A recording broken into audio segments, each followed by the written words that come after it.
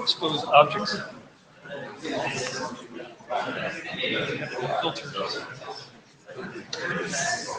Hey, Burgess. Hey.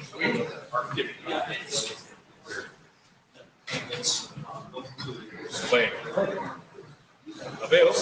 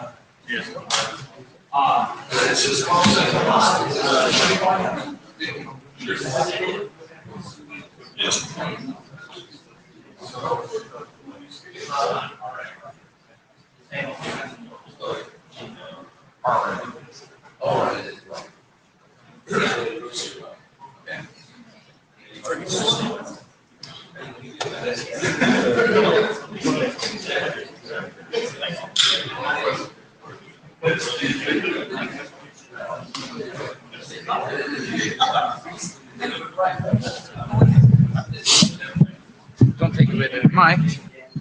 Hey.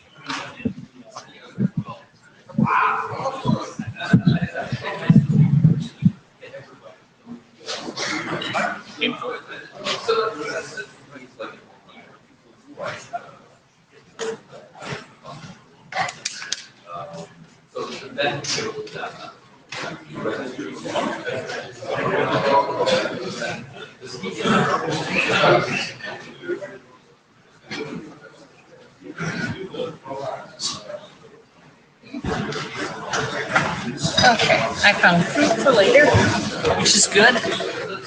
Steady diet of fruit bars. Yeah, it's not my friend. Yeah. But looks like Randy's set up in the back. We're ready. Yeah, let's just start. Did you get blue sheets around already? Yeah, the blue sheets are going. Okay. Okay, everybody, let's get this goat rodeo going. We're now 3 minutes after our official start time, and we've got a lot to get through. So, point number one, as nagged a few times on the mailing list, is please hop onto Etherpad. We do have a volunteer. Thank you, Ignace, for taking notes, but let's not make him do it all by himself. And in particular, I at least find Etherpad to work very well if you have made a comment at the mic to go in and make sure that it's reflected accurately, make sure your name is spelled right. If you want to contribute in other ways as well at the same time, it's a great idea. The note well, this is the thing that you've clicked through a million times in the click wrap when you registered for the meeting and so on, but it actually is important, so hopefully you've read it at least once, and if you haven't, go read it, not during the meeting, maybe right afterward. Turns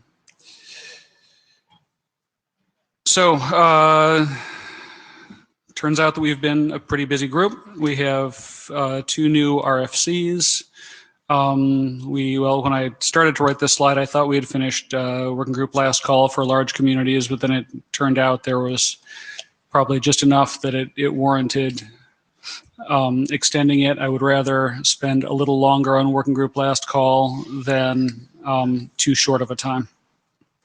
There's already been quite a lot of conversation on that. If you haven't looked in on it already, please do. We have 2 new working group documents, one of which I at least think we maybe should start working group last call on, which is the deprecation thing, which, I mean, gosh, I don't really think there's any further polishing to be done. Actually, can I ask for any comments at the mic or sort of a sense of the room about should we start that working group last call? I'm seeing head nodding and nobody's jumping up to say no, so I think that, I mean, you know, anybody who objects can also object on the list, so we'll just start that.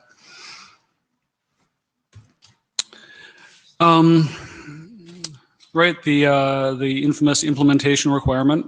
We have at least 2 things that are hung up on, you know, they've been through last call, but we don't have implementation reports for them.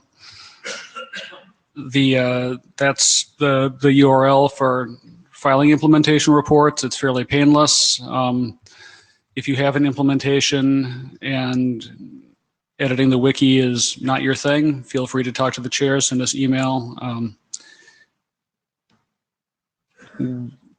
Also, Jeff observed that large community has overtaken the need for generic subtype for 4-octet AS. So instead of continuing to carry that around as vestigial tissue in our list of working group documents, why don't we just move it to the dead state? So we put out a call for that on the list. Nobody objected, so we'll do it. There's only one pending work item there, which is to go talk to IANA about there's some associated code points, and you know, while we're deprecating things, we probably should deprecate those too if we're going to move the draft to dead. So we just need to go and talk to IANA about what the right way is to, you know, what kind of documentation they require for that. I'm kind of hoping that we can just update the draft one more time and, you know, change the IANA section to say, oh, you had allocated us these code points, but now we want you to deprecate them. It seems like that would be a fairly painless way to do it. Speaking of the wiki, we have this wiki. It kind of feels like it's a write-only document. Because various people keep writing documents, internet drafts that ignore all the advice that's there. There's, for example, a short little checklist on, you know, things to think about while you're writing an internet draft, and it has an explicit section on things you shouldn't do with code points, which half the people in this room turn out to have done, probably including me. There's a checklist for things to do when presenting at a meeting. There is also a section that's really just started to provide, you know, advice and comments about RFCs. And this is kind of intended to be, sometimes RFCs have things that are, you can tell they're not clear because people keep asking about them on the list. They're not errata because the RFC isn't wrong. They're not things that you really want to spin a whole new RFC for, which is a fairly expensive process. So we have this other place to, it's sort of intended as here, this is advice for, maybe you could go look at this before you ask the question on the list again. And it's a wiki, it's your wiki. You all are actually allowed to edit it also. So in a couple meetings back, Sue and I were encouraged by our ADs to also start in our wiki. I mean, it wasn't just us; it was all the working group, or all the routing area working groups have been encouraged to, document your document, create a wiki article that provides a document set map. We have a fairly large document set, so I suspect that newcomers would be well served by having that document set map and an architectural overview. If any of you feels motivated to create a skeleton, contribute to such a document, it would be much appreciated. You can just do it. You can come talk to the chairs about it. I suppose we could put together a formal design team to do it. We don't have more minutes to talk about it right now, but the chairs are not going to sit down and do this work. But we certainly would advise, help, and consult, do some of the work, but volunteers are needed. So I started trying to take our agenda. It's published online. Trying to stick it up on a PowerPoint thing, produced a complete eye chart, so forget about it. We have 2 hours and 40 minutes allocated out of our 2 hours and 30 minutes, so I'm going to stop talking and let's get this goat rodeo on the road. I will apologize in advance for watching the clock and telling people that they have to stop talking because they've used up their time. And I will try to give you if you're speaking, the 2 minutes and the 1 minute, and that includes any Q&A time. So you might, so maybe I'll give you a 3 minutes, a 2 minutes, and a 1 minute. And there we go. So Job and Jacob. This is the clicker. You can click on it.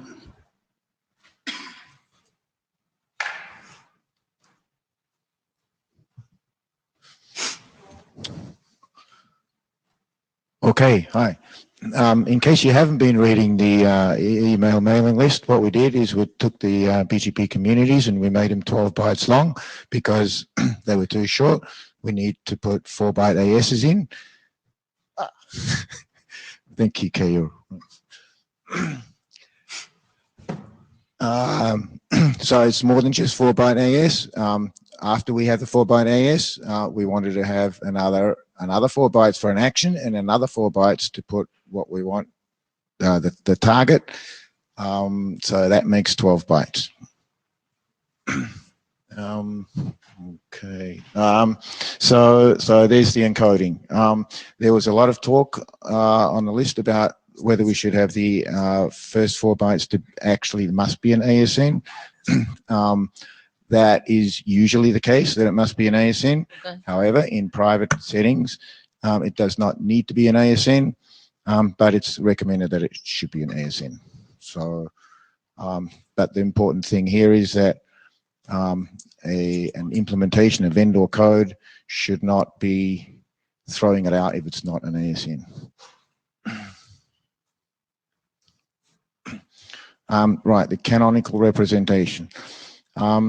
It is important that we specify in documents and in the routing policy language of the code in the same ways so that we can all read it, so that an ISP can publish its communities, and when you enter it in at the routing policy language, it enters in the same way. So we settled on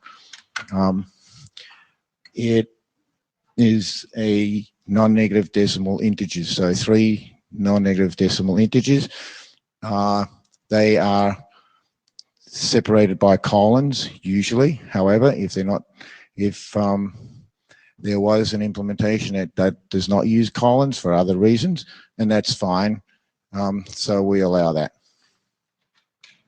And I have here why it matters, and there's a link there to this one-step website. Has a list of a whole lot of autonomous systems and their community specifications, and you can have a look at that. It's Job's turn. I'm Job Snyders. I work for NTT. One of the arguments for large communities was that we have plenty of code path attributes to burn, but it turns out that we need triple the amount to settle on a good code point. Some of you might have followed this on the list, but large communities' first code attribute assignment turned out to be squatted on by a certain vendor. Another vendor proactively informed the group that they were squatting 31. So that's why IANA eventually gave this project 32. And I would like to dive into how we discovered this and give some recommendations to the group for future work if they end up with an optional transitive attribute. The key element how we discovered these squattings is dogfooding. The moment IANA gave the path attribute code to us saying you can use this for large communities, I immediately slapped it on a prefix and started announcing this into the default free zone. When I did so, I informed various operational communities such as NANOC and the routing working group of RIPE that this beacon prefix with this special attribute is now in the default free zone. I also provided those communities with clear contact details who to reach out to make it stop in case, for instance, routers start crashing. And the people manning those mailboxes and phones were also instructed what to do when they receive a phone call that is screaming to them, "Stop this experiment, you know, no questions asked, just shut down this specific BGP session." And when you start with a beacon prefix, the assumption is, because it's optional transitive, that the prefix will propagate to all places of the planet, and they should be visible in things like the RIPE RIS, or you can measure reachability with RIPE Atlas. But that's not enough, we've noticed. We've noticed that you need to put real users behind these beacon prefixes. This literally was my task lab. I have a dog and a partner at home, and we sat behind the prefix, and my partner discovered that she couldn't reach certain websites that the day before we attached the attribute to the prefix, she could reach. And I engaged the Dutch network community because it happened to be a Dutch web hosting company that could no longer talk to our prefix. And we quite quickly correlated certain news announcements they had made in the weeks prior that they were using Huawei routers. And then I asked the TerraStream people, thank you TerraStream, hey, you have these devices, can you replicate this in your lab? And within a few hours, we had strong confirmation that something funky was going on. But this was quite subtle in terms of reachability. If I had just only looked at RIPE Atlas data, this would not have stood out. And what the issue was with 30, the code point was squatted, meaning that the vendor implemented a different feature on attribute 30. And the device that received my beacon announcement compared the length of the attribute with its expected length and concluded that the attribute was corrupt. And therefore, it treated as withdrawal, meaning it had no route towards my prefix or no path towards my prefix. And some people in operational communities or in even on the working group mailing list said, well, that vendor should just get off the code point and large should railroad through this. Unfortunately, that attitude is not helpful if you look at who has most incentive to change the code point. In this particular instance, it meant that deployers of the large community would be punished because by using large communities, their prefixes would become unreachable. So unfortunately, the onus was on large community to jump to a new code point. Had the manifestation of this squatting been different, for instance, that the router which was squatting would crash upon receiving this attribute, the incentive would very much lay with the vendor to provide a fix to their customers as quick as possible. Here's a link where you can read more about the statistical analysis of the beacon prefix. Future work, what we've taken away from this. NTT, namely Jared and I, in 2017 will do active probing of the entire attribute space. And some of you might worry about this, saying, hey, my router might crash. What are you doing? Don't touch this dangerous stuff. You want to interrupt already?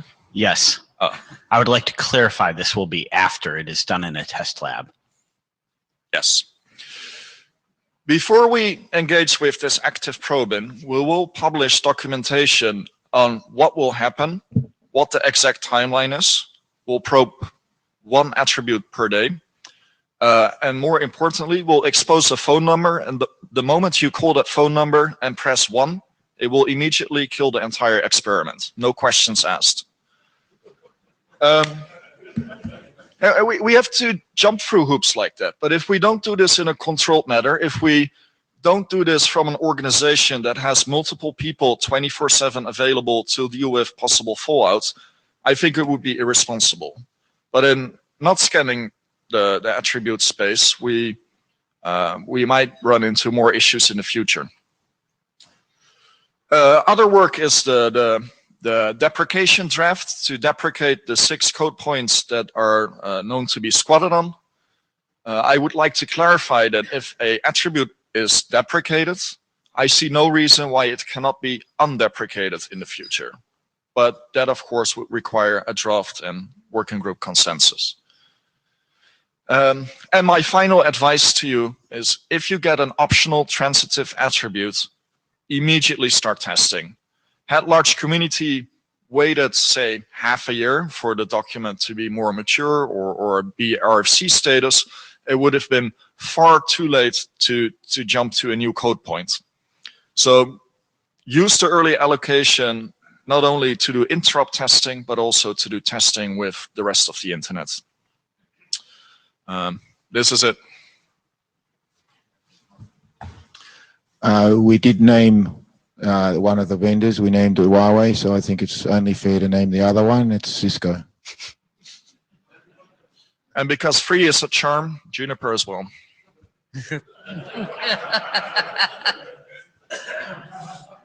Keyur Patel, Arcus, Job, this is really good work. I just have a quick question.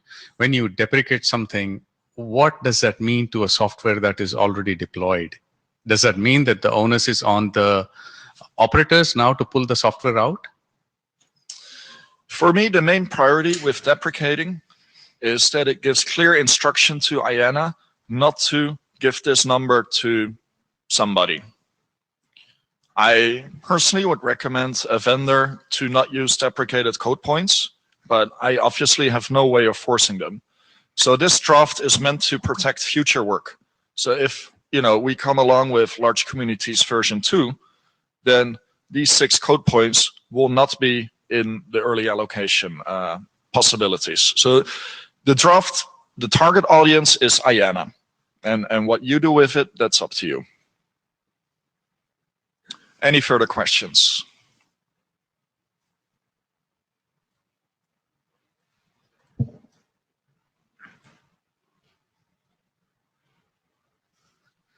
Robin from Huawei. Thanks for the sleepless nights. Okay.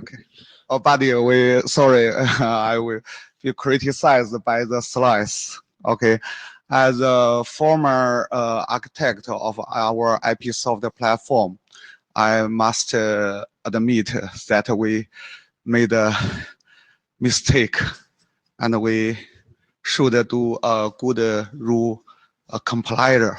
Yeah, we should do complying the rules of IETF. Yeah. So this one is the comments, and also Huawei sent the apology letters in the mailing list for apology, and also we explain the reason. Okay, and because you know, at that time, data center solution move very fast. You know, now that many data center, I think the DCN network SDN-based solution is very popular in the industry. But at that time, we must to find some solutions. But at that time, EVP is not mature. And also one important draft proposed by the remote next hop is proposed. So we must choose the possible solution for the customer. So by that time, we have to determine what to do. Yeah, so that's we choose the 30. So just in interest of time, let me say that we have 2 more talks coming up that are also talking about code point management.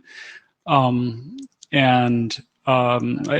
think some of this, sort of the general area, not this particular incident, will be discussed then, and you know, sort of what we should be working toward as best practices and so on. So thanks for that statement and providing the background, and I'm hoping that we can continue forth. If you want to make your comment, please go ahead. Okay. Okay, thank you.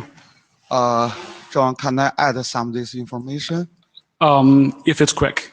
Okay, I will be very quick.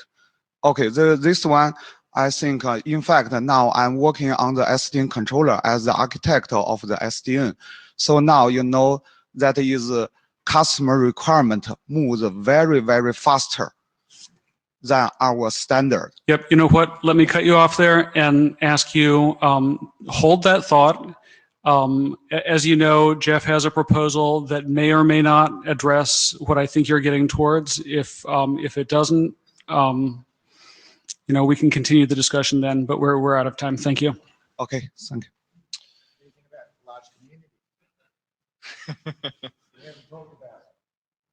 I think Jeff's up then.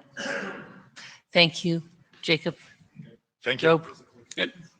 I just want to say thanks to the whole team that did the large communities thing, and is continuing to do it. It's been an interesting experience, and I think a good one.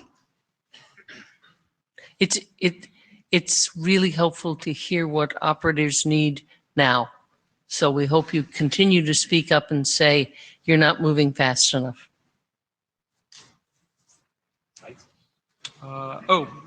Where's the clicker, please? I have a clicker. Oh. I have slides. Click forward. Oh, thank you. Hi, my name is Jeff Haas. I'm going to be giving a version of a presentation that we give internally at Juniper Networks. This presentation goes out not only to senior engineers doing IETF work, but also our junior engineers as well. It's worth pointing out that, to set the expectations, this talk is subtitled internally, "Stop Making Customers Regret Early Deployment." So the motivation of this point is that code point allocations have impact. Now, we just spent a bunch of time working through this, so I won't belabor the point. Allocation practices really do matter. The question is where they do matter. Some code point allocations are local. For example, something in LDP that's affecting only adjacent routers has limited impact. In the case of BGP, address families that are local between 2 routers also have local impact. Some other things like path attributes, potentially communities, they potentially can have global impact. The real issue here is what is the blast radius of doing the wrong thing? Obviously, if you're doing a protocol, you have to have code points to do stuff with it. You need to use them as enumerations. When we're doing completely brand new protocols, it's easy. You can do whatever you want to. This is a known thing. Most of our headaches are related to the maintenance of things, in terms of how do we actually maintain the registries, and more importantly, how do we select stuff from them. In the case of IETF, the majority of our registries are now done with IANA. That's not always going to be the case. Some registries come from places like ITU and also IEEE. I'm not going to belabor all these points. This is from our RFC that actually covers the different styles of registries. As you can see, there's a ton of them. The majority of these things are just simply not applicable to the work that we do here in IDR. So why are we having this conversation? As I mentioned, this is originally developed, sent as a presentation towards our developers. As people who are doing protocol design work, this is just as important for you to understand to help developers. If you have to choose a code point, the question is, what do you choose? And keeping in mind that when you choose something, that your choice will have long-reaching impact. The question is, what happens if you choose one and you're wrong? I'm not going to spend a huge amount of time on this slide because we know exactly what happens. Publicly squatting is what tends to happen right now in path attributes because there's not a lot of choice to not do so. And I'll get to examples of what we might be able to do about that as next presentation. Jeff, some people say that it's also because we move too slow. If that's the case and you have a legitimate early allocation, please, we hope this exercise will let you know that that should not be an issue. Come and talk to the chairs immediately. Exactly. That's also later in the presentation. So obviously Job's presentation covered, what happens when you're wrong. And Sue did make a last bullet point here that 30 and 129 both were apparently impacts of the hackathon that we have. So please, when you're doing hackathon work, keep in mind what happens if you accidentally deploy this code. Now, of course, there's a different issue, and this is one that my employer has to own up to. What happens when you pick one and you ship a feature before it is absolutely cooked? This is actually a thing that I'll say in response to one of Job's points. If you ship a feature and it's a stable one, you're great. They'll definitely do probes. The problem is if the packet format does end up changing over the lifetime of the feature, you're in exactly the same bad situation you're in as if somebody's squatting on the point. The independent domain feature, Adder 128, started off with a 2-byte AS number in the field. It went to a 4-byte, and the features were incompatible. And we had global outages when these things interacted. And this is a case where the feature is considered by many people to be toxic as a side effect of this. So what do you do? The majority of the code spaces that we have in many cases, especially since the changes that led to 5226, are first come, first serve. They're easy to get. Getting one is a trivial process that takes less than 2 weeks in most cases. It's just what we should do. We do, however, have more restrictive policies, and that does include the path attribute code points, single byte restricted space, so we can't go quite as easy as first come, first serve. Quick question? Yes, Michael Abrams. So does IDR own this registry and only documents that come through here can allocate from these code points, or can any working group do this? Here's one answer. The IDR attributes are owned by the IDR working group. Because I have seen stuff in 6-man. There are documents that they went for review in 6-man, but document did not come out of 6-man that did like RA type codes, right? Route advertisement and so. So is this actually a thing? So I'll let the AD speak. I will work on that. So no, whatever RC that defines the registry defines the registration policy. So if it's specification required, for example, it means it needs an RFC that was approved by the ASG. That doesn't have to come from IDR. Right. So if, oh, okay. Thank you. Yeah. Right. Right. So if I see that, I don't know, whatever, some applications area working group is trying to allocate a BGP parameter, me as the routing AD should probably do something about that, right? Make sure that it's reviewed here, raise the flag, tell them it's the wrong registry, whatever we have to do. But no, not only IDR can allocate or can request allocation. So let me Anyone add one can, thing. but- We have in the past talked about adding a designated expert to some of these registries where, and then that gives you a gatekeeper who at least has the opportunity to say, by the way, but we haven't done it. Yes, and I think some of the registration policies, and I'm going to look at Michelle, is it specification required that you need a designated expert at the same time? Yes. So specification required, you have to have a designated expert anyways. So even if it's a standard RFC that went through a working group, last call, everything, the IAG approved and all that stuff, IANA still has a designated expert, which in this case, if the working group set up the registry, me as the AD would ask someone maybe from the working group to be the expert. So let's So say what you is are the this, expert. what is the So- status of the BGP attribute? I'm sorry? Would you provide the status, Alvaro, of the BGP attribute registry that currently exists? Provide the status. What is the IANA status? Does it require a standard? It's- Was it required? You left out the basic information, which is what is the current status? Is it? I don't remember what the current Standards That's what action. standard section. Okay, so standard section, so that means there should be a standard RFC, not just any RFC, right? So it depends on what the thing is. You listed 20 different ways of doing it, but no, the registry, anyone can allocate things from the registry. So the expert and the AD and whatever So- would be the ones who can So channel what the work prevents- to be discussed. So in what this- prevents it from going random? The IDR working group has no input on it? Is that what you just said? No. So what I'm saying is that if some other working group requests a BGP parameter, for example, right, what would happen is, of course, whoever's going to look at that, it gets to the ASG. At that point, I review that draft. In the worst case, what would happen is I would check it and I would say, oh, look at that. Here's the SIP working group requiring some BGP parameter. That doesn't sound right. In the worst case, what I would, or not the worst case, so some of the things that I can do is, of course, say no. Maybe there's a designated expert. Maybe I say at least come to IDR and have them review it. You got the wrong registry. There's going to be things that I would do, right? It could be, I don't know the case, it could be that it's okay for someone else to request a BGP parameter for some reason. Ideally, at that point, if that was okay, IDR would have seen the draft. There would have been review from the working group. Maybe I joined last call, something like that. So what you're saying is the ISG has control of the attribute registry. No, that's not what I'm saying.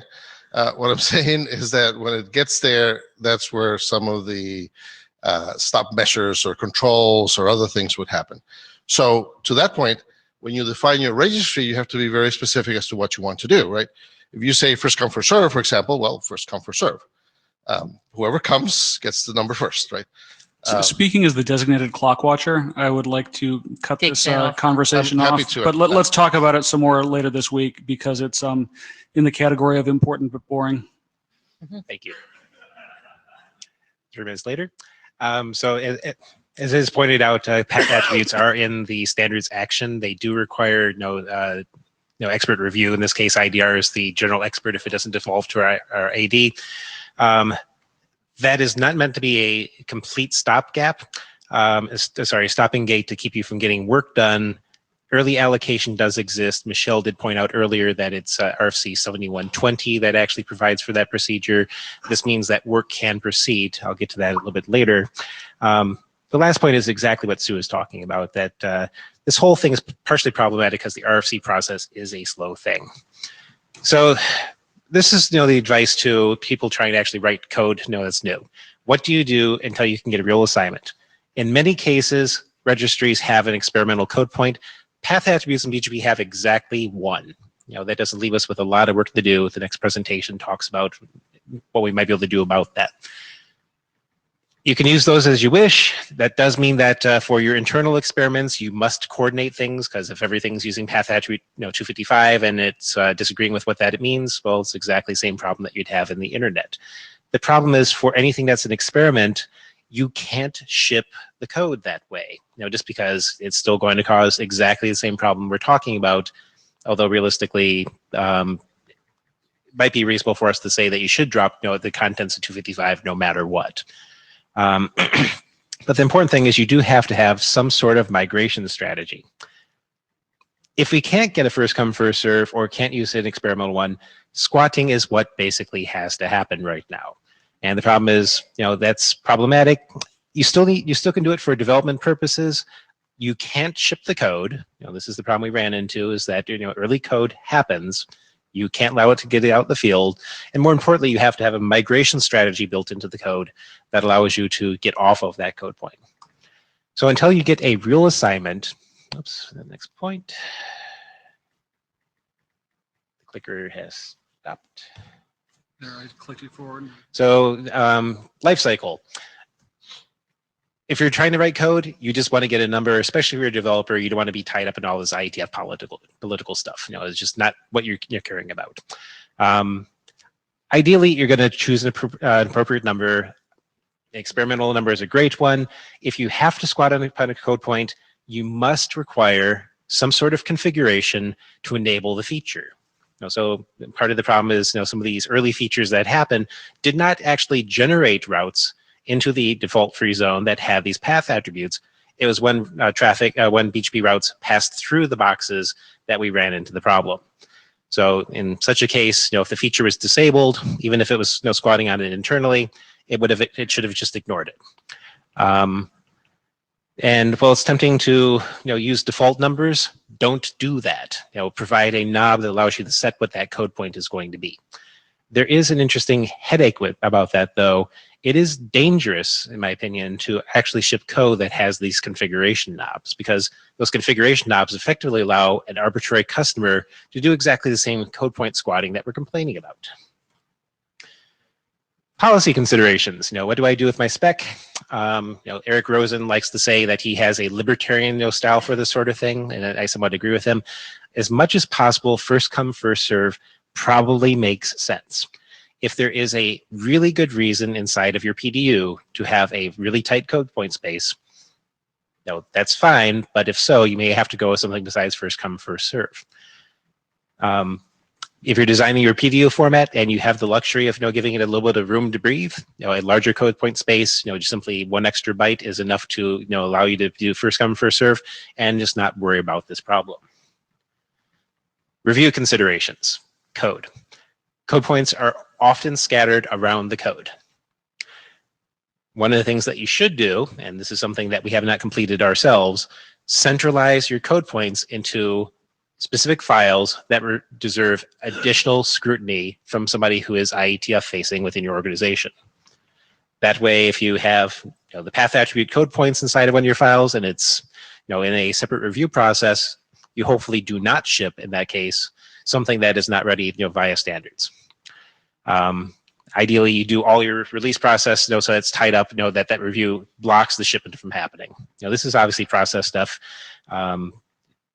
Programmers can be clever or stupid and just throw a pound define somewhere in some other file the work to get done. You can run exactly the same thing, but ideally by having them centralized, you encourage people to do the right thing.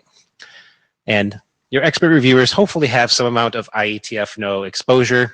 That means that you, the people in this room, hopefully are participating at least that portion of the reviews.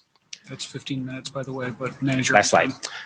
So in specifications, never create a field without creating the registry. If you are reviewing the draft, and this is especially true for adoption and also last call, verify that the registries are exactly as expected. Ideally choose first come, first serve, or standards actions unless there is a really good reason not to do so. Leave a couple experimental points around just to allow people to not have to worry about using real points to play around. Anything that's a policy speed bump is going to slow stuff down. Don't do that if you can't help it. This is a pet peeve. Please refer to code to your features by the feature name rather than a code point. The example I give is OSPF, where it's type 5, type 7 LSAs are a special magic thing that everybody does. OSPF does. I never can remember exactly what they are. When you refer to features by code point, that sort of cements their existence there as a thing. Whereas if you refer them by feature, that means that they can be renumbered over the life of the document. IANA is incredibly pleasant to deal with. They are very helpful. They staff stuff outside the room here, and they're happy to help you actually get stuff done. And last point is that the document shepherd, part of their work should be verifying the registries. And a point that was made at a prior meeting presenting this is that even if we have internet drafts that are not under adoption call but are active documents, this happens. People should be discouraged from actually squatting on top of code points in those pre-adoption documents. That's this presentation. Final questions, comments?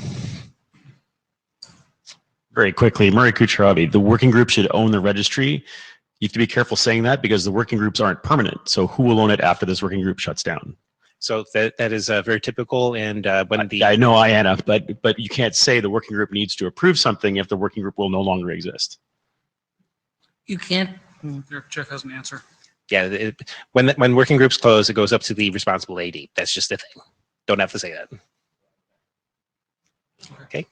So moving into the next presentation, this is relatively short. I have left the majority of the time available for discussion, and if we have no discussion, we can just go back to give a few minutes back to the chairs. So we just got done talking about what do you do to do feature development, and that experimental code points aren't big enough right now in path attribute space. Well, we need to actually have a place to do it. 255 is not good enough right now.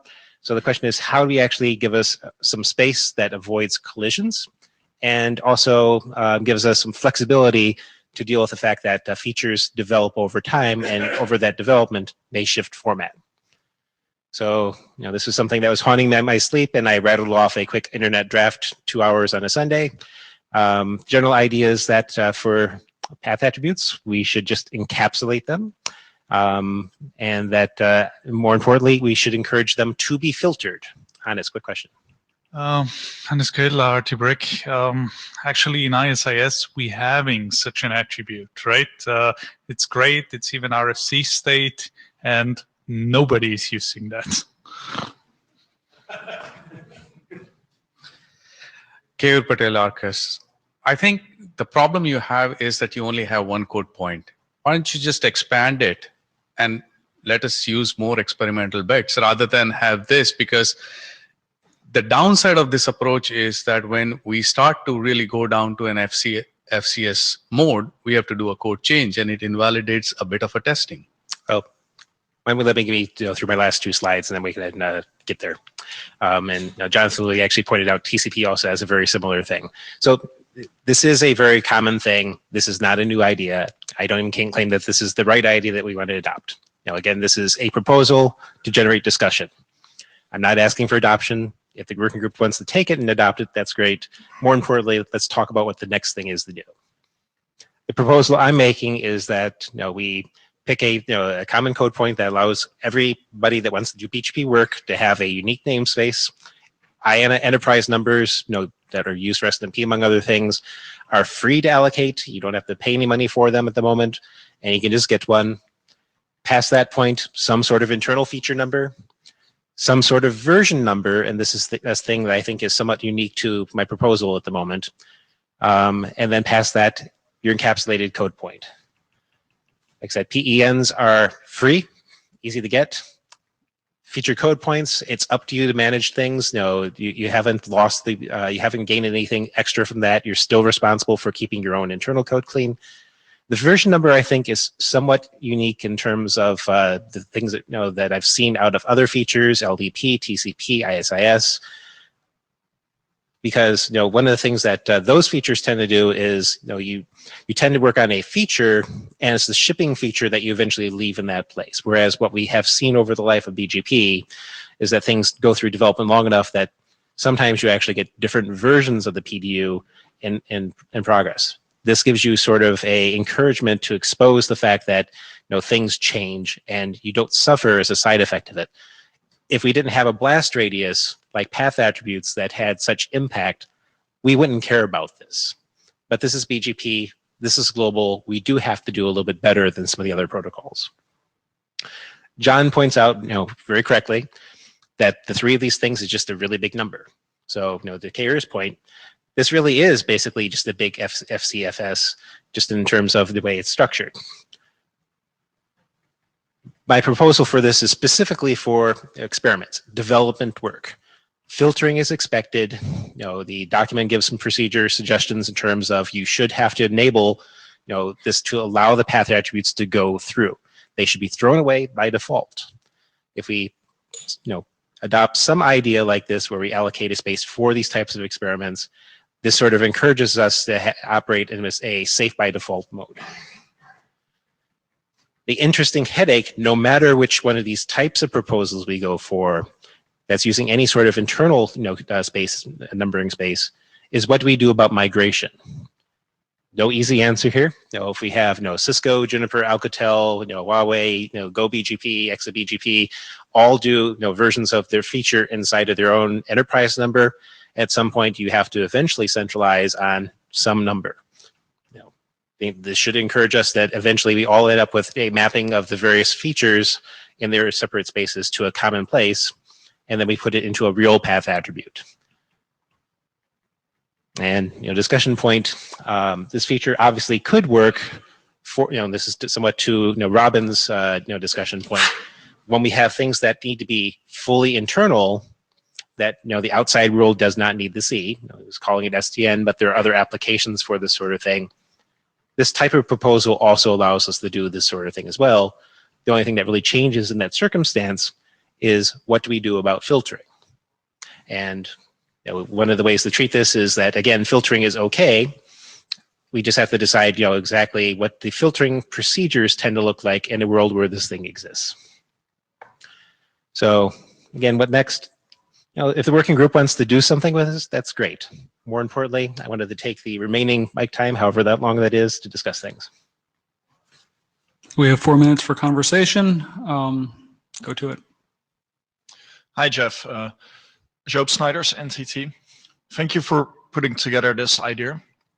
I do have a concern that I've also voiced on the list. If we have a problem with people not abiding the rules, then proposing extra rules or accommodating them, but still within a rules-based framework, might not work. And this could be a cultural artifact. Dutch people very much believe in if you cannot forbid it, then you shouldn't make a rule. A comment made earlier was that there's a desire that the time to market should be as short as possible. And this draft does not address that specific use case to get a code point. It's not intended to either. It can actually address it, as the prior slide mentions.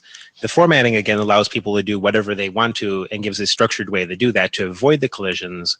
The only thing that changes the filtering procedures. So again, to go to the prior slide's point, if you want to use this for something besides experiments, the main thing that changes is filtering procedures. We have to decide what that would mean. So it might be worth considering not filtering this. Possibly, or at the very least encouraging people that you can filter this, but you have to decide what the sort of blast radius is allowed to be. Hi, I'm Sandy Murphy, Parsons. Missed my chance to ask about previous presentation. What was the blocker PR slide 14? Blocker PRs internally to Juniper is a blocking state on the problem report, which is what we use to actually track bugs.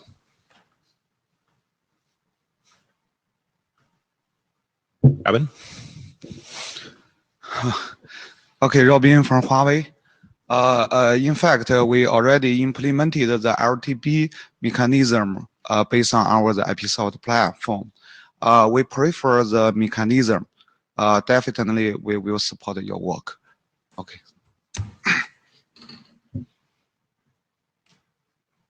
So again, this is not a request specific adoption. This is the generate comment.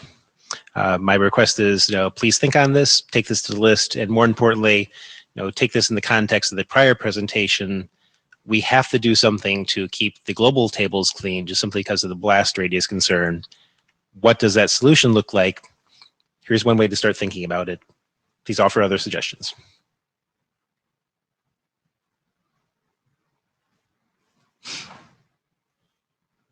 We're on the next one. Thank you. Stefano.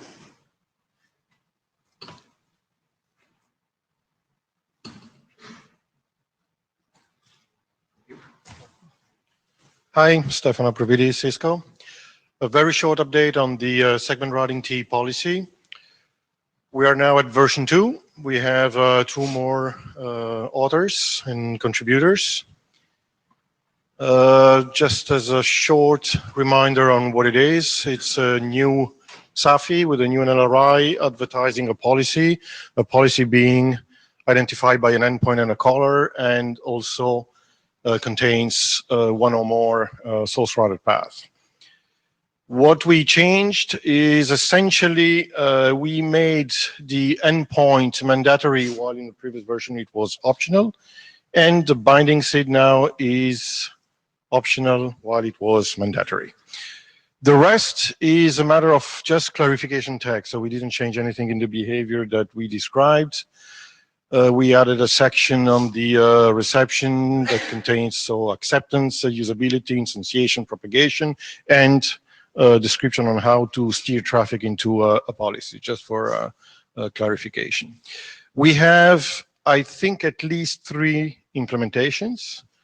So I think it would be soon interesting to ask for working group adoption of the draft. And for the segment routing T policy, it's pretty much it. For the segment routing extensions in BGPLS, we just had the adoption as working group document, so it just has been resubmitted this morning. Speaking about code points, we have quite a few code points allocated in that draft. We just added in the last revision 2 more TLVs, the SRLB and the SRMS preferences. Both are coming from IGP extensions for segment routing, so we just replicated them into BGPLS. Here also we have multiple implementations. Luckily now we can have early allocation because of the number of code points. Of course, those are code points in the BGPLS registry, so we have reduced ability to screw the internet, but still we can have some fun if we do something wrong. And so the fastest we go to allocation of those code points, the best it is. That's pretty much it. Questions? Great.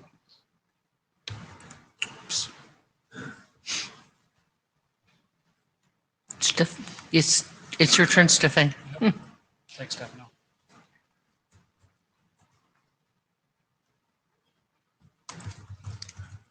Okay, so this is to present an update on the FlowSpec interface set draft. So just a very quick reminder. Today, with the base FlowSpec specification, you are applying your rule, and basically it will apply to all routers and whatever the interface, the traffic is coming in or coming out. So what we want to do here is to be able to add a specific information to say that this specific rule must be applied to a particular set of interface.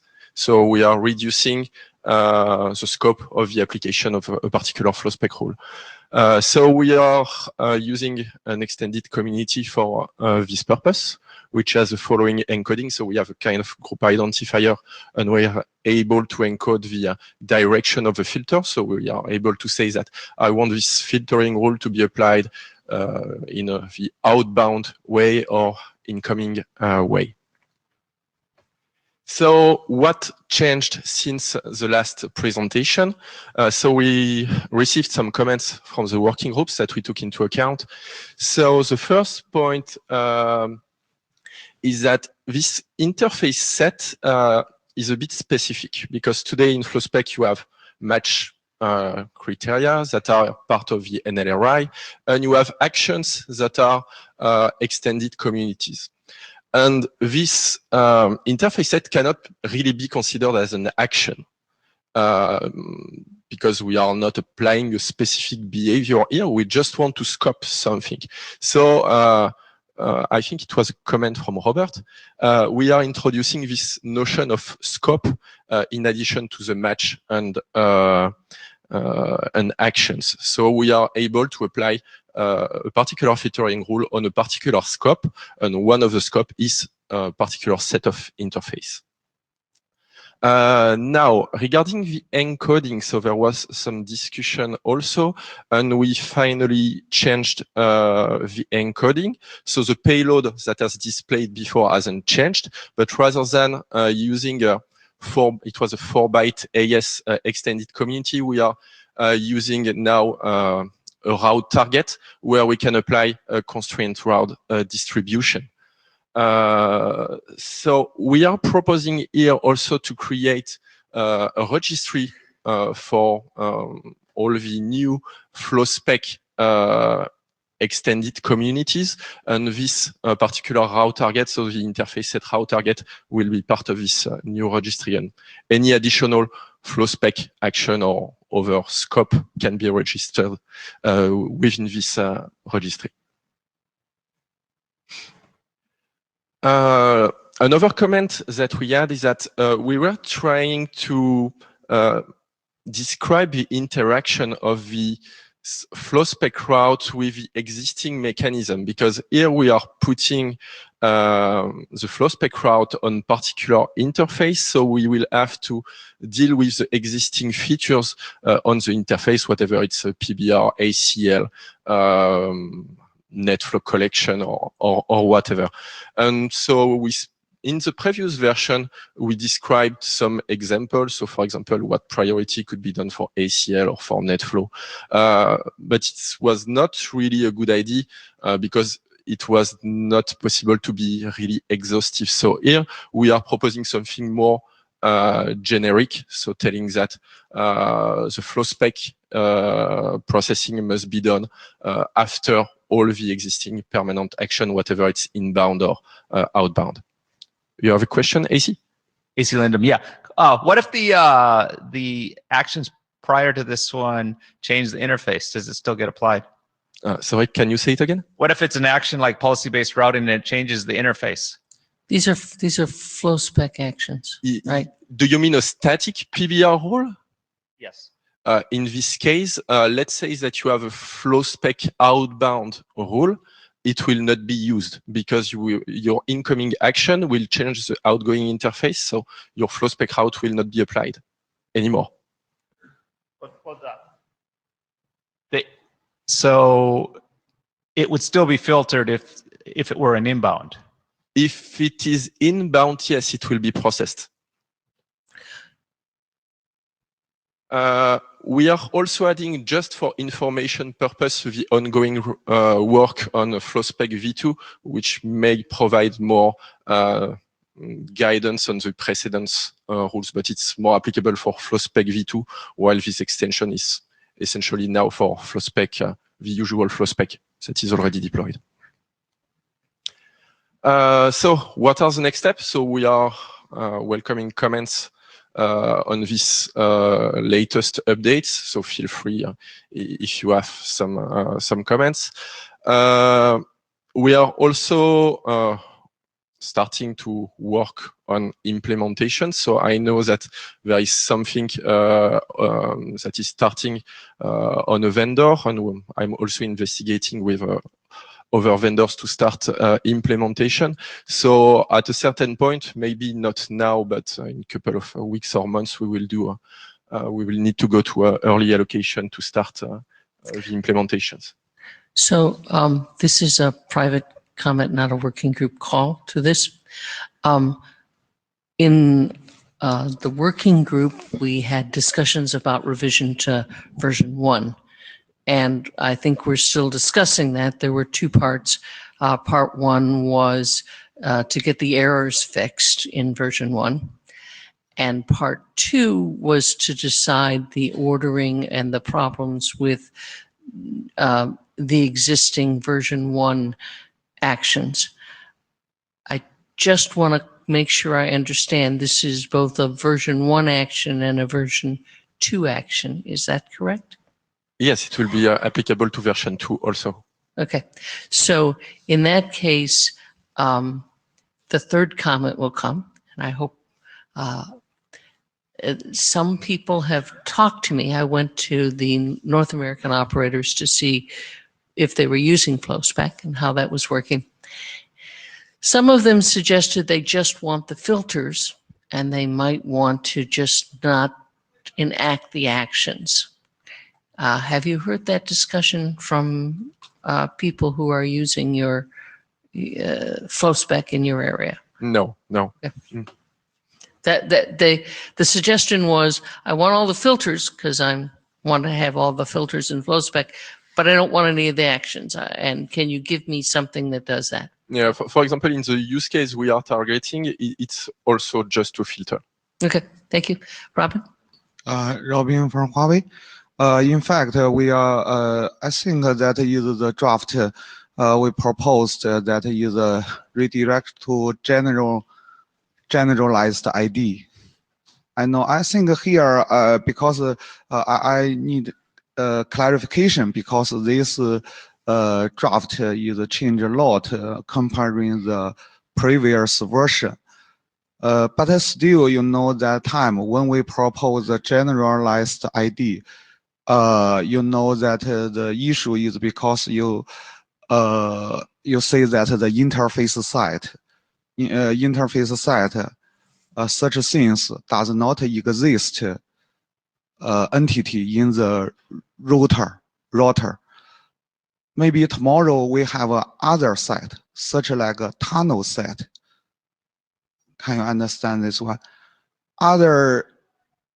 Someday we will also some happens like this XX set, YYY group. So what we do?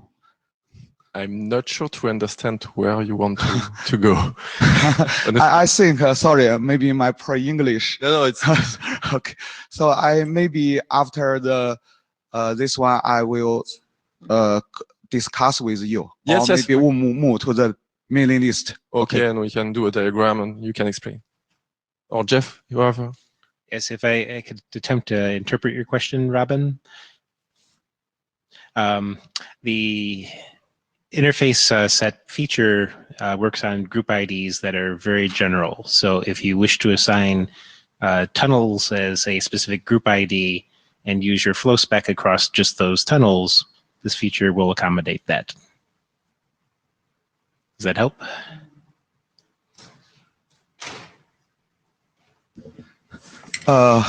Okay. So after the meeting. Okay. Okay. Thank you. Okay, thank you for helping our agenda.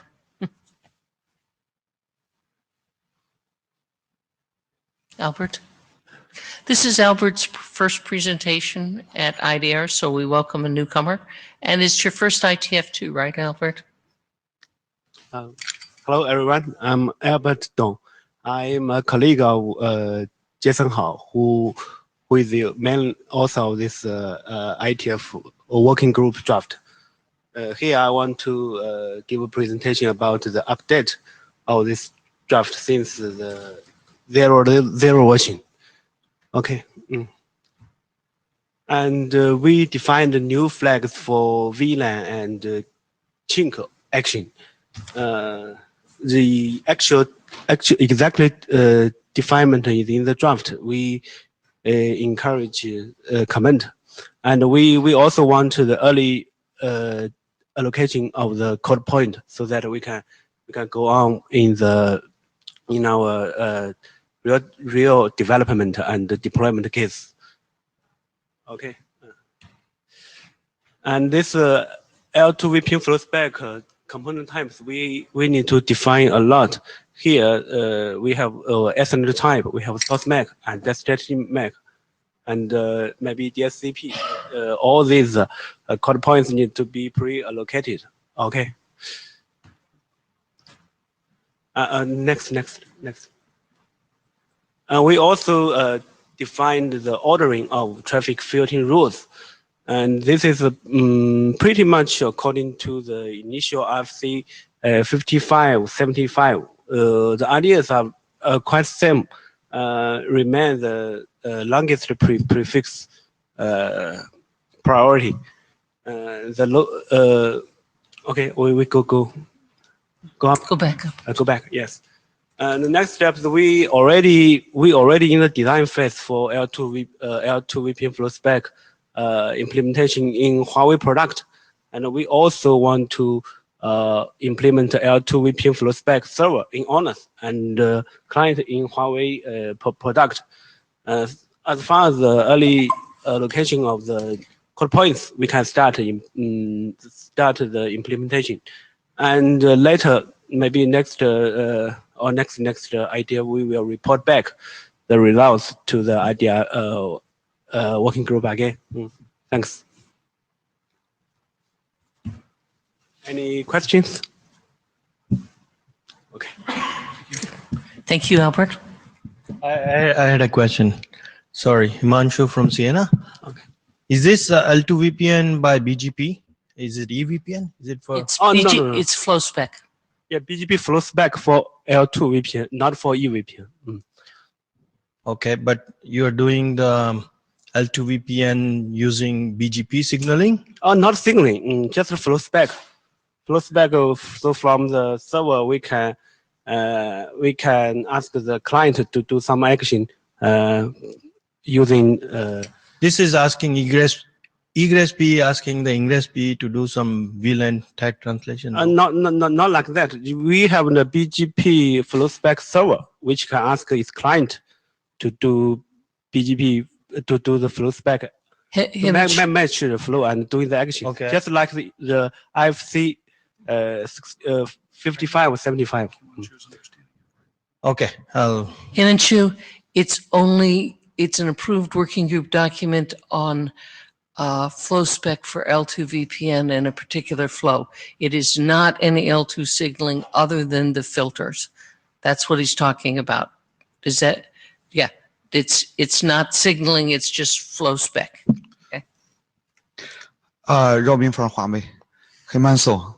In fact, this already several times be presented is IETF working group draft.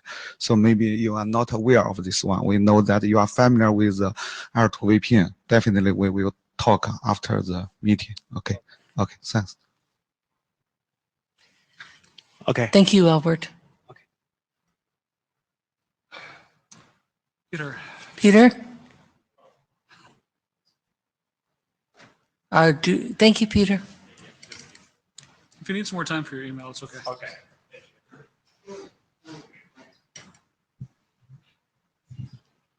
Hey everyone, Peter, Facebook. So the talk today is about ECMP and BGP, the topic which seems to be pretty obvious to many, but operationally there are some caveats which we hit over the last few years. Is there a clicker? Oh, there you go. Thanks. So first of all, equal cost multipath is very well understood conceptually. You take BGP process, you stop at some point, and you take all these paths as equal. Logic is straightforward. However, there's no ever defined standard to do this thing. Pretty much it was like, hey, seems easy, let's do this. And everyone did it in more or less consistent way, but we hit some caveats that I'm going to go over briefly in the next few slides. All right, so first of all, the number of ECMP paths, it seems to be pretty straightforward config parameter, but then everyone had different tweaking norms, like, hey, how many eBGP paths or iBGP paths to set up, and often with the different settings, and quite often it was also misunderstanding, oh, okay, with this many ECMP paths and this many paths to advertise an add path, how should they align, and so on and so forth. So clarifying this thing would have helped, specifically just in relation with add path. eBGP multipath seems to be the easiest one, right? So you take the eBGP paths, seems to be straightforward. So first caveat, people did this differently initially. Like some people require you to compare the SPF content to be the same. When somebody did, okay, it makes sense to only compare the lengths and also PRS and so on and so forth. This was never clarified, and you see different knobs and different implementations, and often this creates some confusion. Like I think Cisco called this ASPF relax. Juniper has some our terminology, and sometimes trying to bridge this together was non-trivial. Next thing, eBGP and IBGP multipath. So obviously eBGP is IBGP, right? But then there's some scenarios, so it's great to be able to ECMP over eBGP and IBGP paths. Of course, this requires you to have something like MPLS, because otherwise you definitely hit routing loop. This was never clarified anywhere. Great. Is a feature well known in documentation. I think both vendors, well, let's say well-known vendors have this feature. No documentation publicly standardized anywhere. Ignore IGP cost. Well, it seems like a bad idea. However, there are ways to do this. Like people have the knobs. It's useful often to be able to choose multiple egress paths, ignoring the IGP cost. Once again, all these nice, great tricks are only possible if you have MPLS or IP tunnels or something else. All right, now the fun part. So we start doing the BGP data center. We removed all the IGPs. Seems like pretty, I won't say very natural, but an easy change, but comes out for some caveats there. So first of all, we tried IBGP a while ago. Seems like easy. IBGP is nice. There's no S numbers, same AS everywhere. Comes out pretty much every vendor never compares, say, cluster list or confed SPF lengths when trying to pick up ECMP paths. It seems like people always rely on IGP as the tiebreaker in the loop prevention logic, which makes a little sense. But when you don't have IGP, you have to use something else. And this was never standardized anywhere. And we definitely hit the routing loops now with any cast traffic. So this is well known, I think, documenting working group. I don't think it ever progressed to a standard. It was kind of abandoned for some time. It's a great idea, which people like a lot. There are caveats in implementation, specifically in the data plane. How a control plane is supposed to be simple. Once again, not standardized fully. It would be great to have this finished because there are use cases in data center, in the edge, in the backbone, with well understood caveats, but also great possibilities to be used. Once again, it's a separate document. It would be just great to be able to tie together the ECMP logic and DMZ bandwidth attribute. And so there's a bunch of other stuff. This AIGP, never clarified how to ECMP there. Seems to be logical. Okay, compare the IGP costs, great, so on and so forth, right? Crazy stuff like if you have confeds and IBGP together on the same box. I mean, no one tried that until somebody did. And then again, it feels like, okay, IBGP and confeds should be the same, but then how would you actually do ECMP all these together, right? It gets worse if you don't have an IGP. You have confeds, you have IBGP, no IGP. What should you do, right? Now next hops, right? eBGP paths and next hops cost also unclarified. Seems like people either use the same cost or zero cost. If you have static routes, how would you do this together, right? Well, most cases are pretty obvious to figure out logically. Sometimes people do wrong. Anyways, this one last thing, non-deterministic type breaking. There are some implementations still in the wild that actually use oldest route, not the lowest router ID. And this causes very interesting interop issues, specifically in ECMP cases. It's not definitely an ECMP problem. It's just an interop problem. It's just really funny that this thing still exists in the wild. Okay, so that's pretty much it. It was a very short summary of the facts we hit in production. As I said, some of this stuff is documented in meta docs. There is no single reference explaining what this means and how this works. It would be really great to have, let's say, not a standard, but purely official document that explains these things, how they're done and why they're done this way, right? I would say specifically the why part is important because often people have like, oh, why do we use the same PRS? Or why do we have to compare the SPF contents, right? And so the question I had, does it make sense to adopt this as a worker document or look somewhere else, say in a grow, for example, right? So that's it for me today. Thank you so much. If any questions, I'm ready to take them.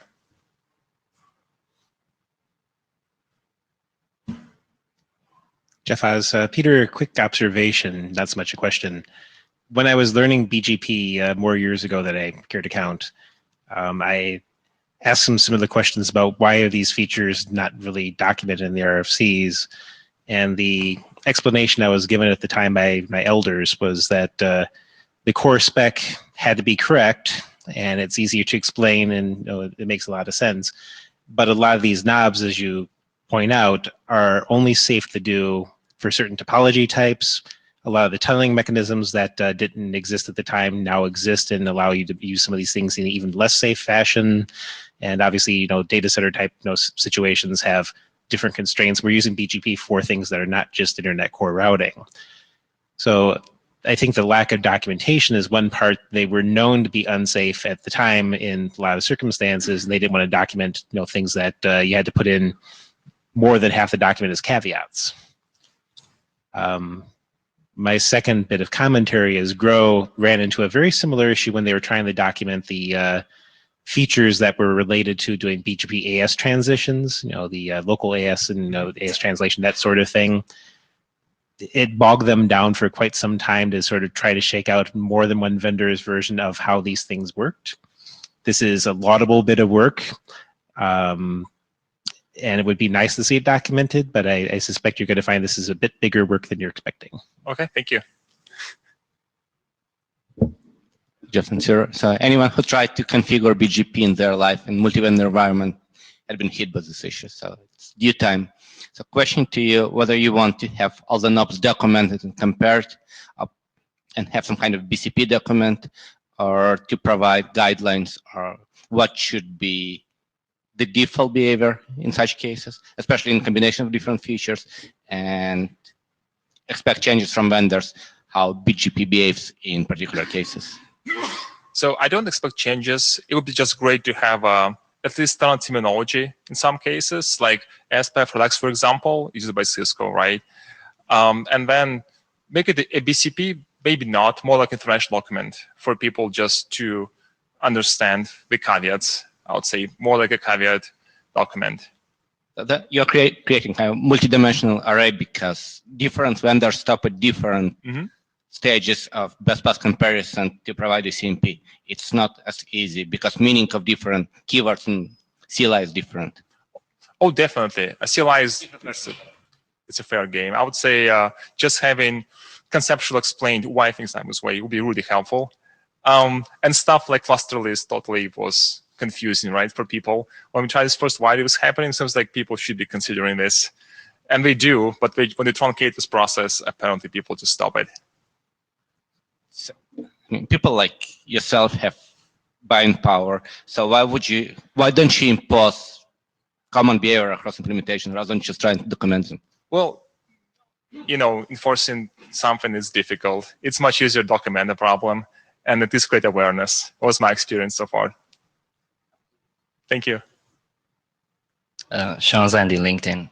I understand that most of these things are happening on the same box.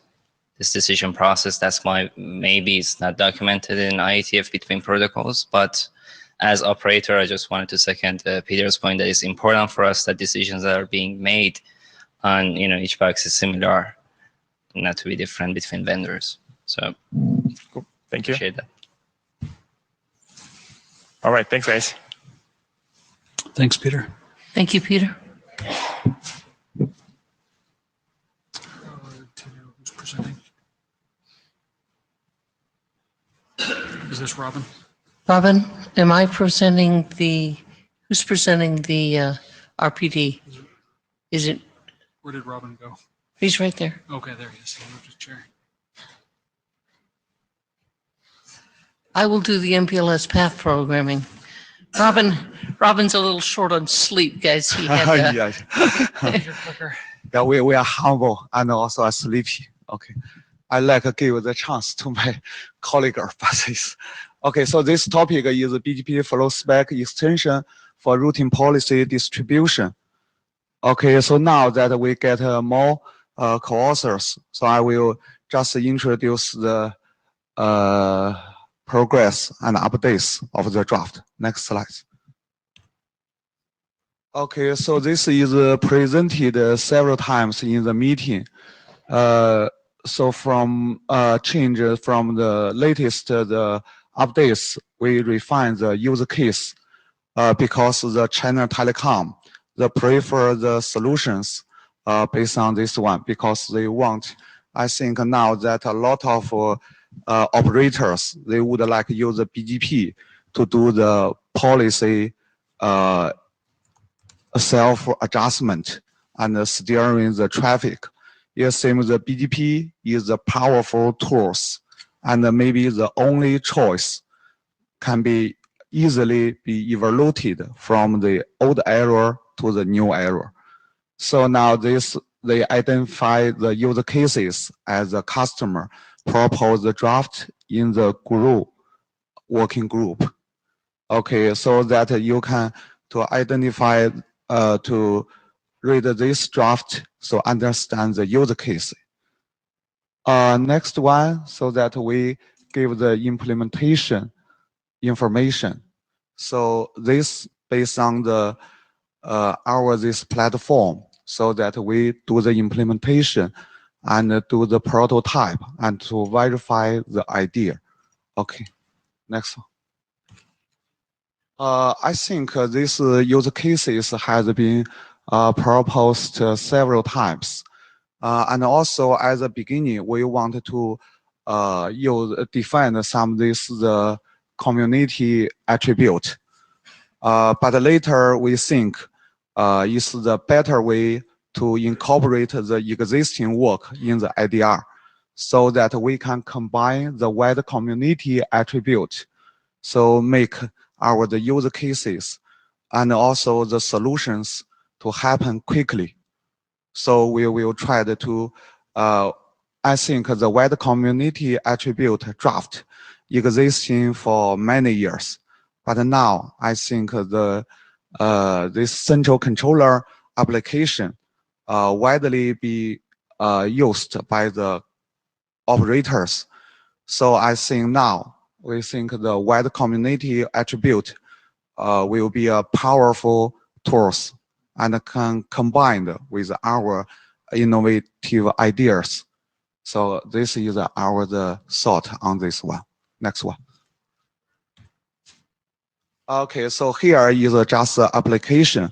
Since this has been proposed several times, I will not repeat this one because this is just for the typical use case for the carrier network, inbound traffic control. Okay, steering the incoming traffic of the operators. Next one. So here we give the we give these protocol extensions. Next slide. This is outbound the traffic control. Outbound the traffic control. This is steering traffic to different operators. So we think this one has a flexible steering policy, but we combine the wide community so that it is easy to solve the issue. Okay, next one. Okay, so here we give some the example that to identify the use cases, and this is the encoding example. Okay, next slide. So now I think that all the work, possible work we can do is almost done. That the use cases draft, and also the appropriate way for the protocol extension, reuse the existing work. And also we do the prototype. So I think we want the working group to adopt this draft. Okay, that's all. Any comments? You're also giving an indication that there's an implementation of wide communities that would make it ready for early allocation. I think that's the second point. Okay, thanks for reminding. Thank you, Robin. Thank you, Robin. Robin had the previous couple slides, but now that he's working in code, he gets to stay up all night working on code. So I'm going to do the next one for him because perhaps it'll be a little easier to understand with someone who's had some sleep. Why don't you go ahead? Okay. So there have been several path programming specifications in Spring or in IDR that have described things that are happening. And the concept is trying to get some flexible label combination and trying to get mapping of services to an MPLS tunnel. Now, why is this coming to IDR? And I don't know if that was really easy to see in the last one, but the implementations are actually beginning to use pieces of the spec. It's Job's eat the dog food, right? If you try it out, eat the dog food for the new RFC 71 BIS, eat the dog food for draft ITR tunnels and the Praviti spec, and see if it works. And so this description is trying to give you the details on that, and then as the implementation progresses, this will provide some feedback. The same, I think, is what you should also take away from the previous presentation, that wide community is actually being implemented. I bet Robert's happy. I'm happy. For FlowSpec v2, and we're actually getting implementation. So we're trying to provide that eat the dog food and then report back and then say, this is reasonable. Okay. So now that I've told you what we're going to do, I'll try to give you a quick summation. Go ahead, John. Is the clicker still? Yep. I can do it then. Okay. So this gives you a sort of picture of a centralized controller, LSPs, and a service routing, service routing. Now, I'm not as good at that, but I'm good at the BGP. So we'll show you that I'll go to Praviti or someone like that. So that was what I told Robin. Not as good on segment routing as several of you. But the important part here is that there is actually protocol extensions done in ONS. That's one of the open software platforms that people can look at. We're giving you the versions. And the verification of the code will be done in a data center. And that tries to give you a case of where it's going. This is the concept that I think I went through that. Boy, I repeated myself. But the idea is a generalized segment, and the segment path is being introduced. And in one of these drafts, we're giving you the requirements. Now, what the requirements mean is this is just the way we're going to use it. The important thing for IDR is we're using component parts that you've been specifying, and we're starting to report implementation reports. So this eye chart tells you the things that are happening on both sides.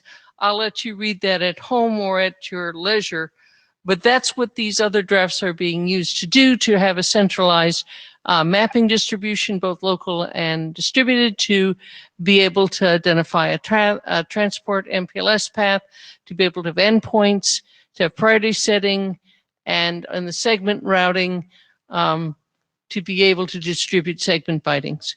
Again, the important part of all of this is we're trying to use the IDR drafts in code. That's open source. That comes back to the community to eat dog food. Excuse me, I don't mean to call our code dog food, but I'm referring to Job's point that we have to actually implement, try it, see where the spec breaks out. And as we've discussed some of the parts in the tunnel encapsulation and some of the 3170 bits, some of them do not lend to easily understandable code. So that's some places where we really need to work on the drafts. It's not that the concepts are bad, but the language when you try to do the should, may, must, and does it work has some problems. Kudos.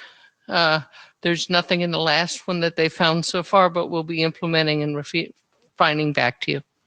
Okay, So that's what this whole thing is about. And for the wide communities that Robin with, that's another part of it. We're trying to provide feedback and give to the working group information on these existing drafts and get early allocation for the wide communities.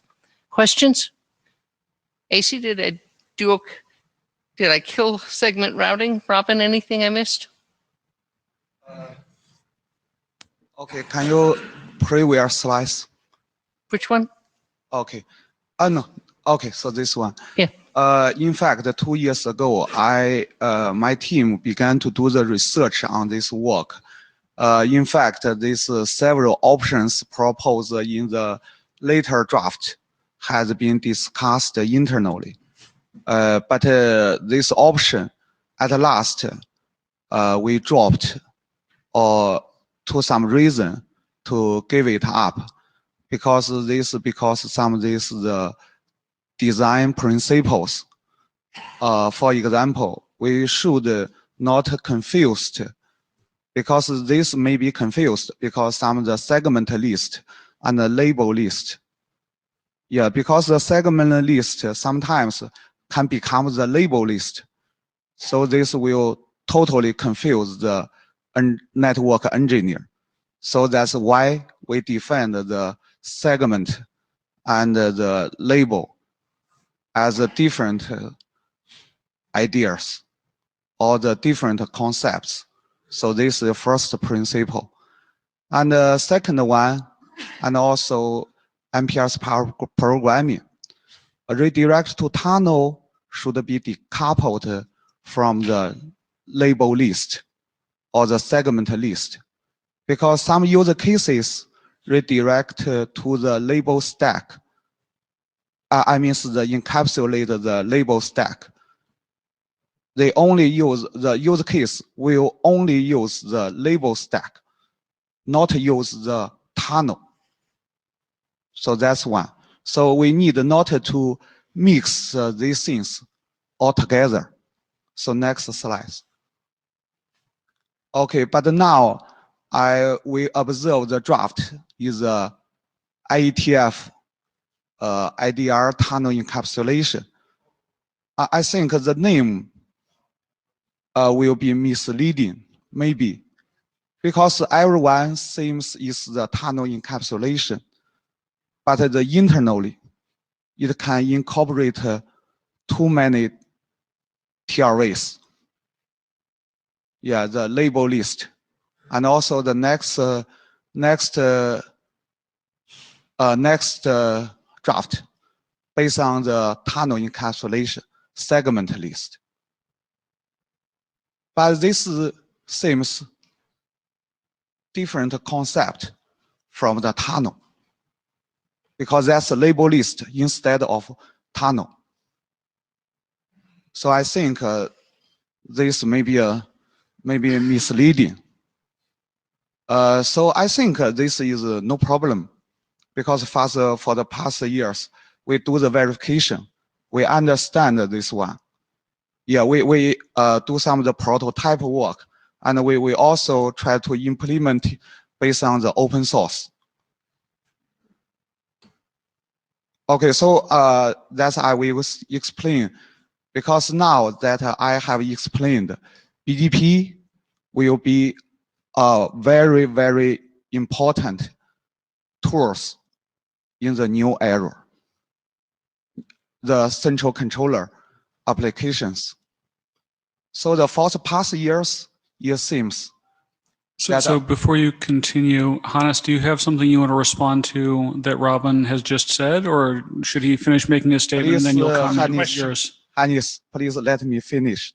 Okay, just a quick. Okay, so I think we are hot. BGP very hot. This is a good thing. Okay, for the BGP flow spec, we already sit here together to work out our solution. So I think for these topics, if everyone like it, we can still sit here together. And we see if we is merge one draft, or because this is a very, very big topic, one draft is not enough. So we can divide it into different pieces as an extension based on some of this the base draft. Okay, so that's my suggestion. Okay, I hope the working group can set up the, I think, get the feedback. But from my own, in my own opinion, it's better our people sit together. Say if we can set up a design team, everyone share their experience. So maybe we can work out the reasonable solution for the industry. Okay, and on the other hand, because if the solution protocol extension is justified by the IDR working group, so I want, John, you are also the Spring. Oh, no, now you are not the Spring Working Group chair. Sorry. Maybe, okay, I must maybe get help from AD. If this is justified, so maybe with the Spring Working Group, we can do something on the MPR's path programming and the segment path programming. Okay, thank you. Hannes, did you want to go ahead? Hannes Gredler, RTBrick. I try to just understand what this is. Is this a general way of mapping service prefixes to tunnel stacks? It's mix and matching. Okay. And that was not clear to me. And I will take a deep breath and then hand you over to the coders. Robin, I may have to cut myself off as a chair, as I think we're. Yeah, we're doing all right. Why don't, let's say 2 more minutes. 2 more. Okay. On better thought, let's talk this with Robin and the developers, because I'm not good enough to do this service chaining piece. Tell you how they're mixed and matched, Hannes. So we should take that to the guys who actually code. Okay, so you guys are going to go sit in the bar and figure this out or something? Yeah. Okay. I think we should have that discussion that would there, be necessary. because I'm out of my depth, and I might as well just say service chaining, good for you, good for the other guys, not my expertise. Did you need something before I sit down? Short comment. So we've been trying to do similar things in PC, where we provision segment routing tunnel over PC, and somehow traffic has to follow it. So it would be really good to work on some generalized service identifier which could be used across different protocols, whether BGP or PSEP or anything else. This is starting to sound like a barb off. I mean, maybe you guys should just get together in the back of the room and figure out a time to sit down together. There was also a hackathon on some of this too. Example code.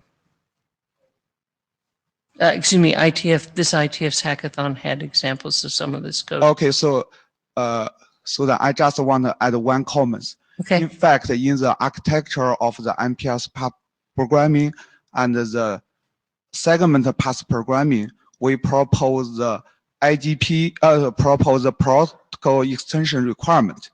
The protocol extension requirement is not only include the requirement of the BGP. In fact, it must be combined with some of the IGP extensions and the PSEP extensions can make the whole solution work. Okay, so that means that only the BGP extension is not enough. Please remember this one, because this solution has been prototyped by our team. Okay, so then later I will send maybe the implementation report to the working group. Okay, thank you. That would be good. Shuan, are you doing this presentation?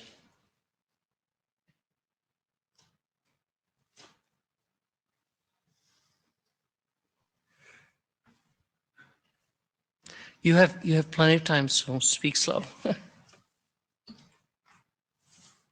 Hello, everyone.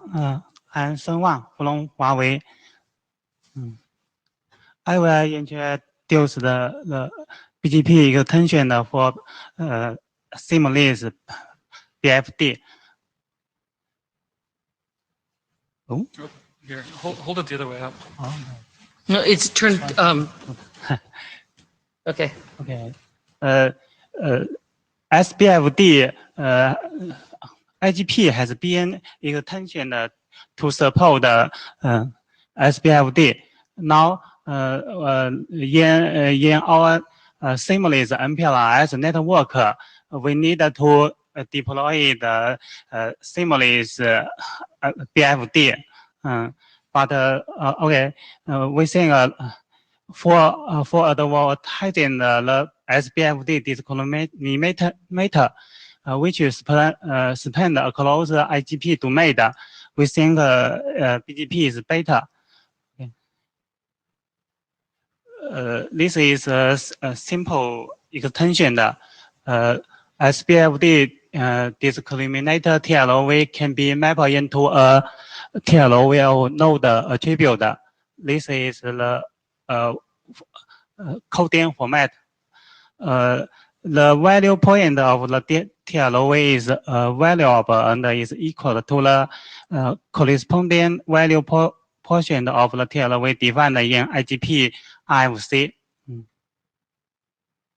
Okay, this is the use case in the seamless MPLS network. In this network,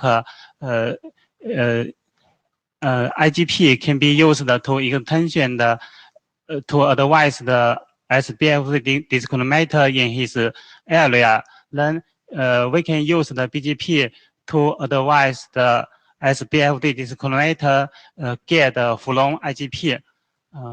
So in seamless MPLS network, in these scenarios, we can use PE1 as SBFD initiator and use the PE3 as the reflector. So we can deploy the seamless BFD on demand. Okay. Another use case is we can use the seamless BFD solution in central controlled network. This job has been presented in past meeting, and the WG has agreed to adopt this work. But main cause of this job's work has changed, so this work has been stored for a few times. Now we begin this work again. So we ask the last WG to adopt this work. Okay. Any question? Okay.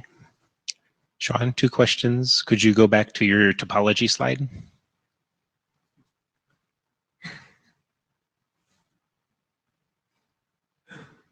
Oh, this one. Keep going. There. Helping. Is it a requirement that the path be symmetric?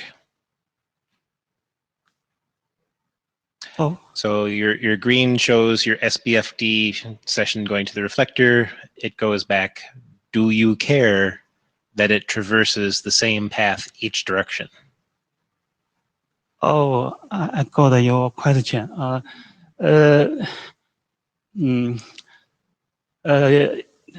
This question is in research. Maybe in some use case, the SBFD packet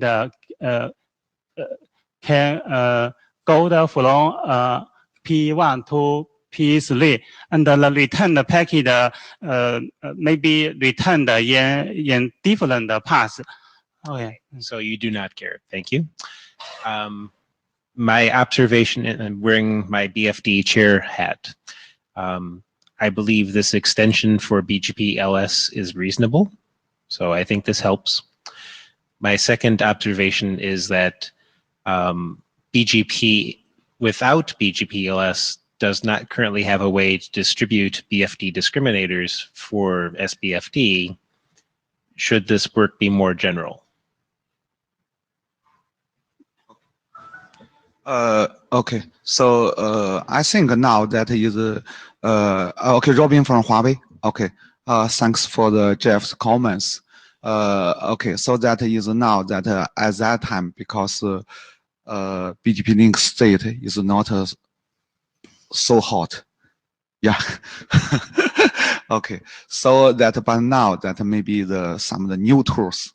Yeah. So I think that, but on the other hand, but I think the requirement is existing. Yeah. So in fact, at that time, because the past meeting, my colleague is not here. Yeah. So at that time, and also you do the comments because try to get the working group adoption.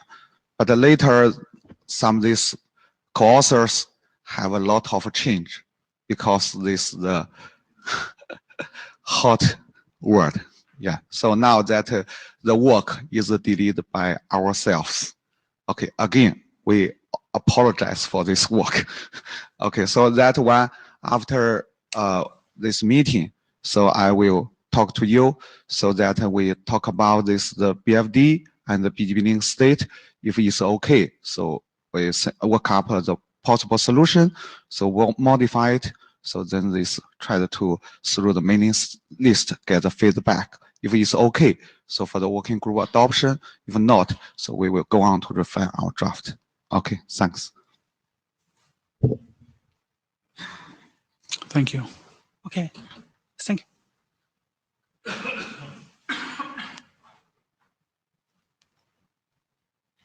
She's presenting. Did your colleague not get? Yep.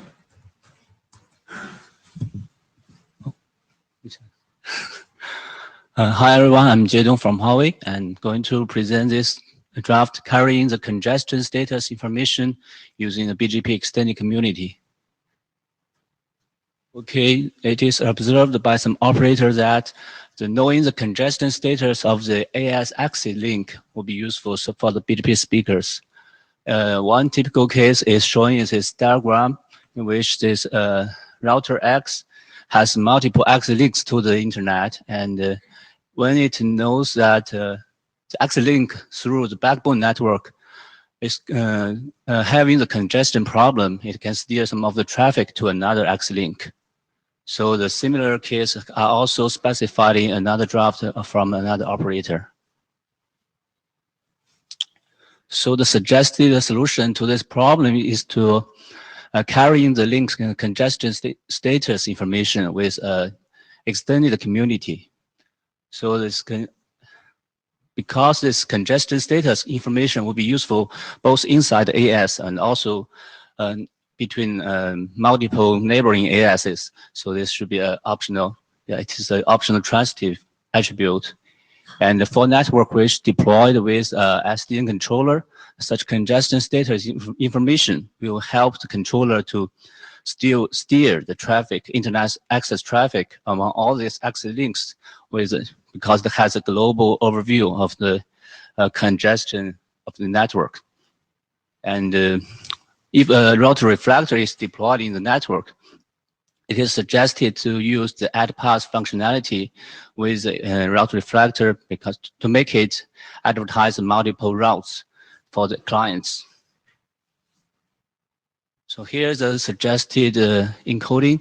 So basically we will ask for a new subtype for the transitive 4-octet AS specific extended community.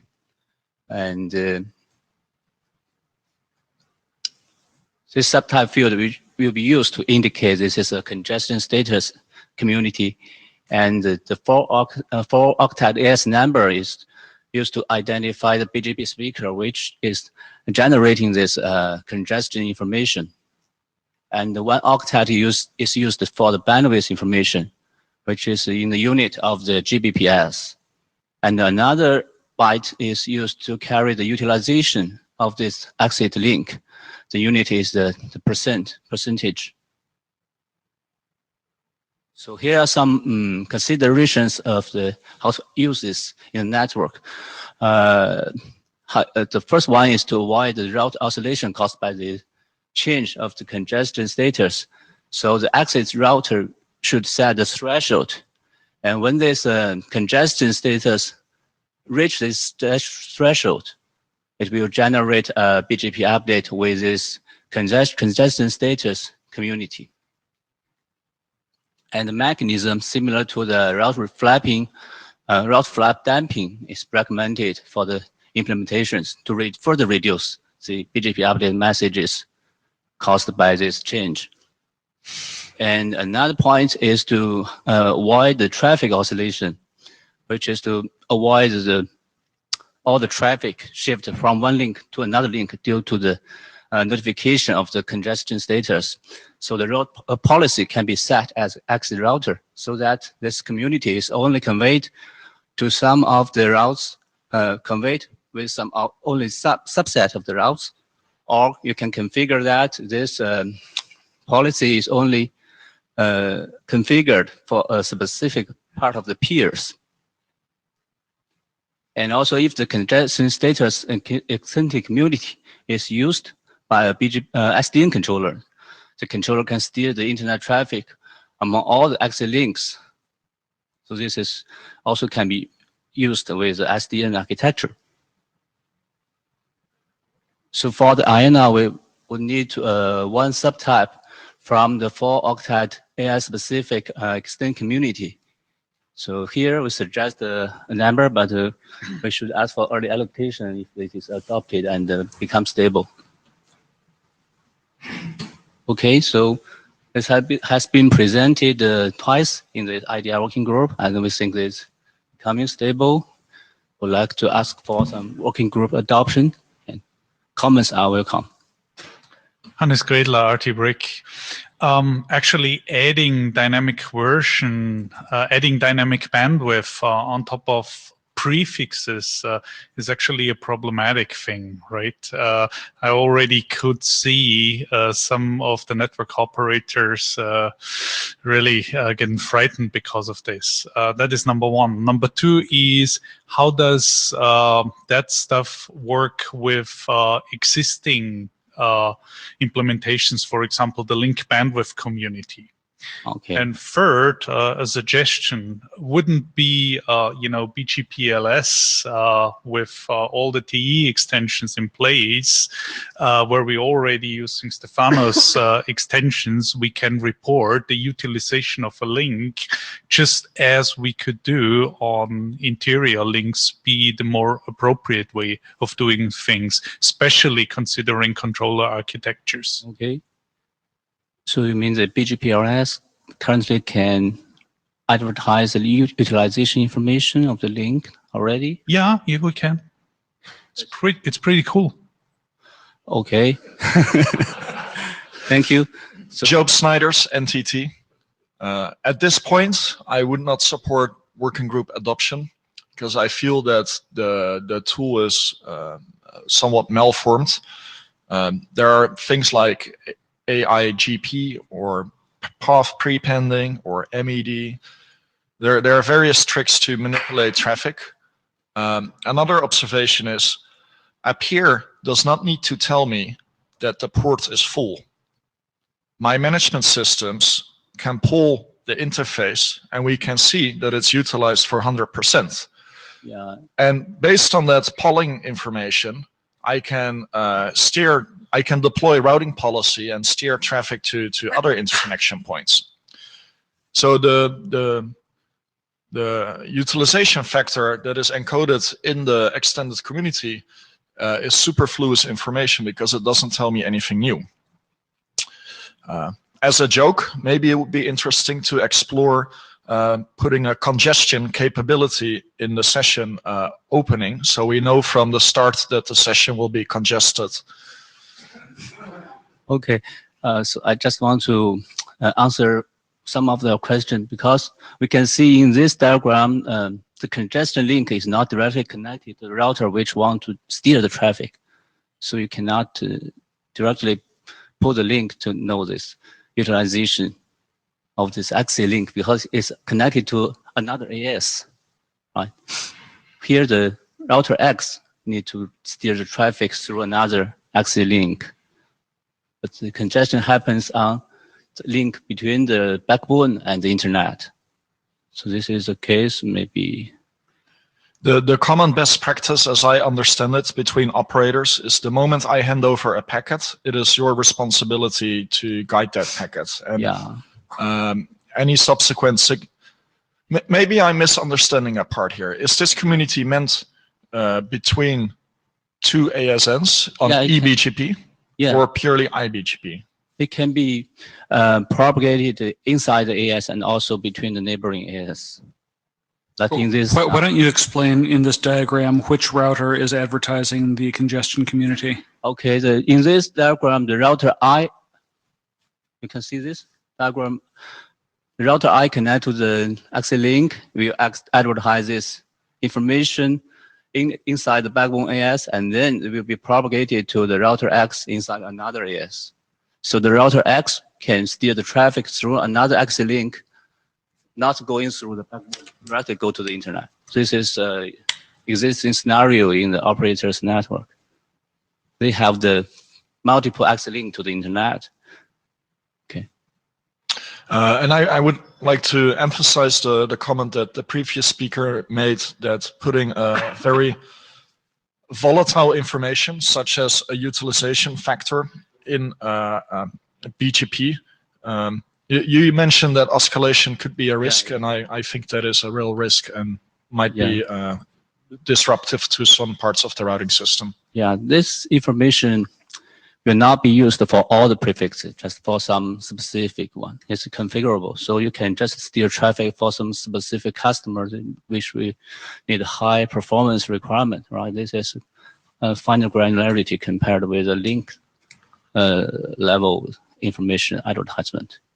Some of the traffic still goes through this backbone, but some will go through the direct link to the internet.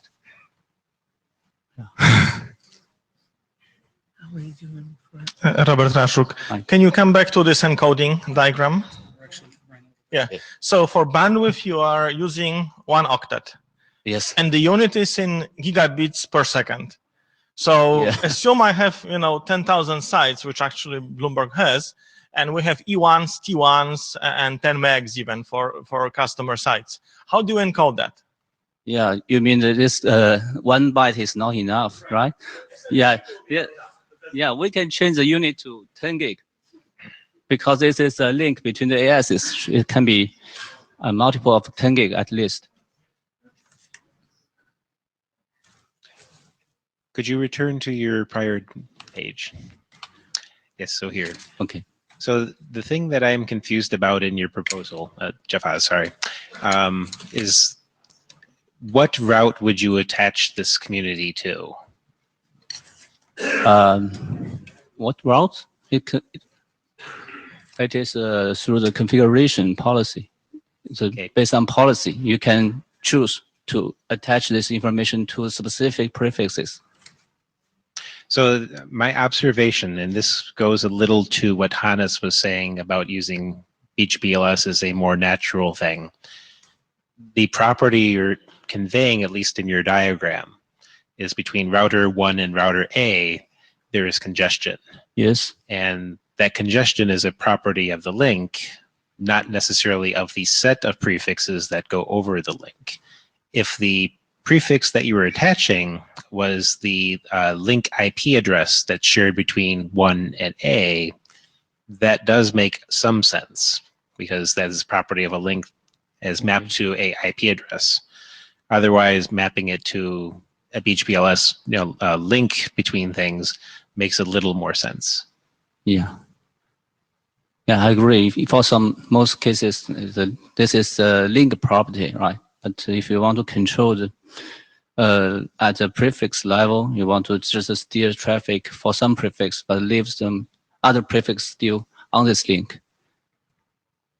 This is maybe different scenario, right? Jonathan Looney. I have 2 observations. The first one is that if you are deploying this over a long path, crossing the internet, you might end up with multiple of these situations where you want to signal congestion, and therefore you're making the oscillation problem even worse, and you're also you have to define the behavior of how nodes should deal with multiple copies of this. The other thing is that it's not just an oscillation problem with advertising the path and how many times you're going to change the path attributes. There's also a route compression problem. So if you apply this to particular prefixes, you're now potentially decreasing the number of prefixes that you can compress into the number of prefixes that will share the same path attributes. So you may end up, it's not just an oscillation problem, but you're gonna end up with more announcements as well. So it really is a serious problem that probably needs to be addressed. Okay.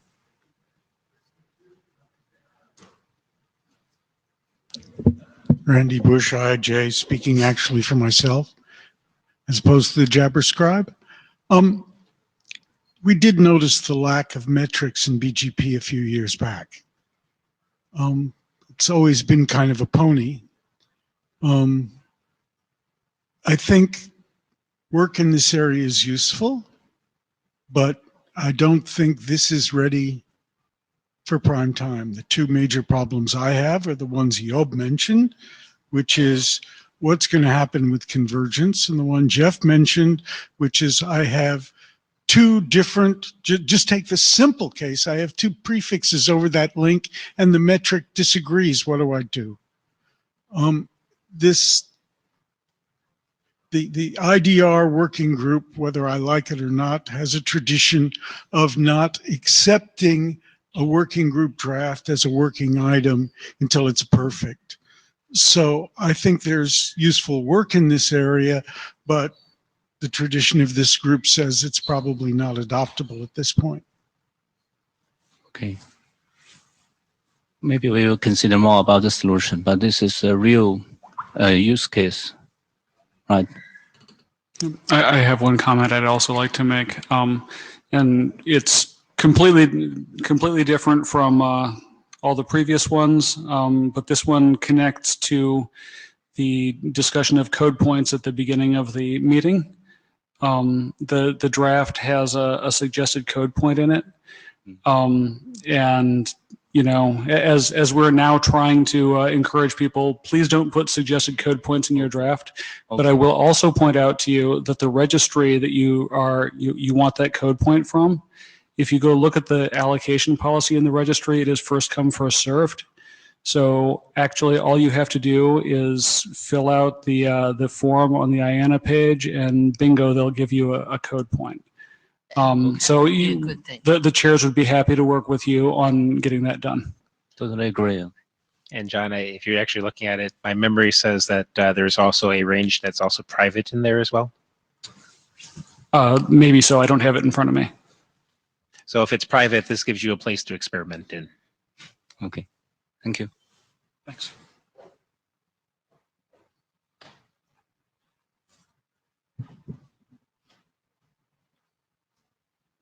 Did the ADs want to say something beforehand? Right. Okay. Good afternoon, folks. My name is Keyur Patel, and I'm going to talk about BGP-based SPF. This is the draft I co-authored with folks at Cisco, LinkedIn, and Nokia. This draft was presented at last IETF, and I was told that was a lot of fun. I missed out on that, so I thought I should present it again. On a serious note, I'm just going to talk about a quick overview of the draft and talk about the draft updates we have made. So the motivation is fairly straightforward. We've been looking at data centers, and we know that data centers have implemented some kind of a simplified layer 3 routing. All of these data centers are moving towards some kind of a centralized route control using some controller-based solution. And this is for simplified management or more effective management of the network. And from an operational simplicity standpoint of this networks, a lot of these data centers, believe it or not, only use BGP as their routing protocol. So when you talk about route controllers in context of BGP, only BGP as a routing protocol, they have a very similar functionality as route reflectors. In sense that the controller may or may not reflect routes, but it will definitely act as a central database for policy enforcement, management, any debugging applications, etc. However, the way traditional route reflector differs is that the ones that are not in the forwarding path assumes that there is some kind of IGP running underneath it that will help resolve the next stops and its adjacencies. So for the MSDCs or DCs that have deployed BGP, only BGP as the routing protocol resolves this problem by establishing hop by hop adjacencies and sort of perform distance vector over it. This draft tries to solve this problem wherein you have route reflectors deployed in the data or route controllers deployed in the data center that only uses BGP as the routing protocol. So that's the scope of the draft. Now, when we talk about such deployments, there is an advantage of running a simplified BGP-based SPF over a traditional distance vector algorithm. And that is that each switch or a node, be it a TOR or a spine, will have a complete topology of the network. This is fairly interesting when you are trying to compute an underlay.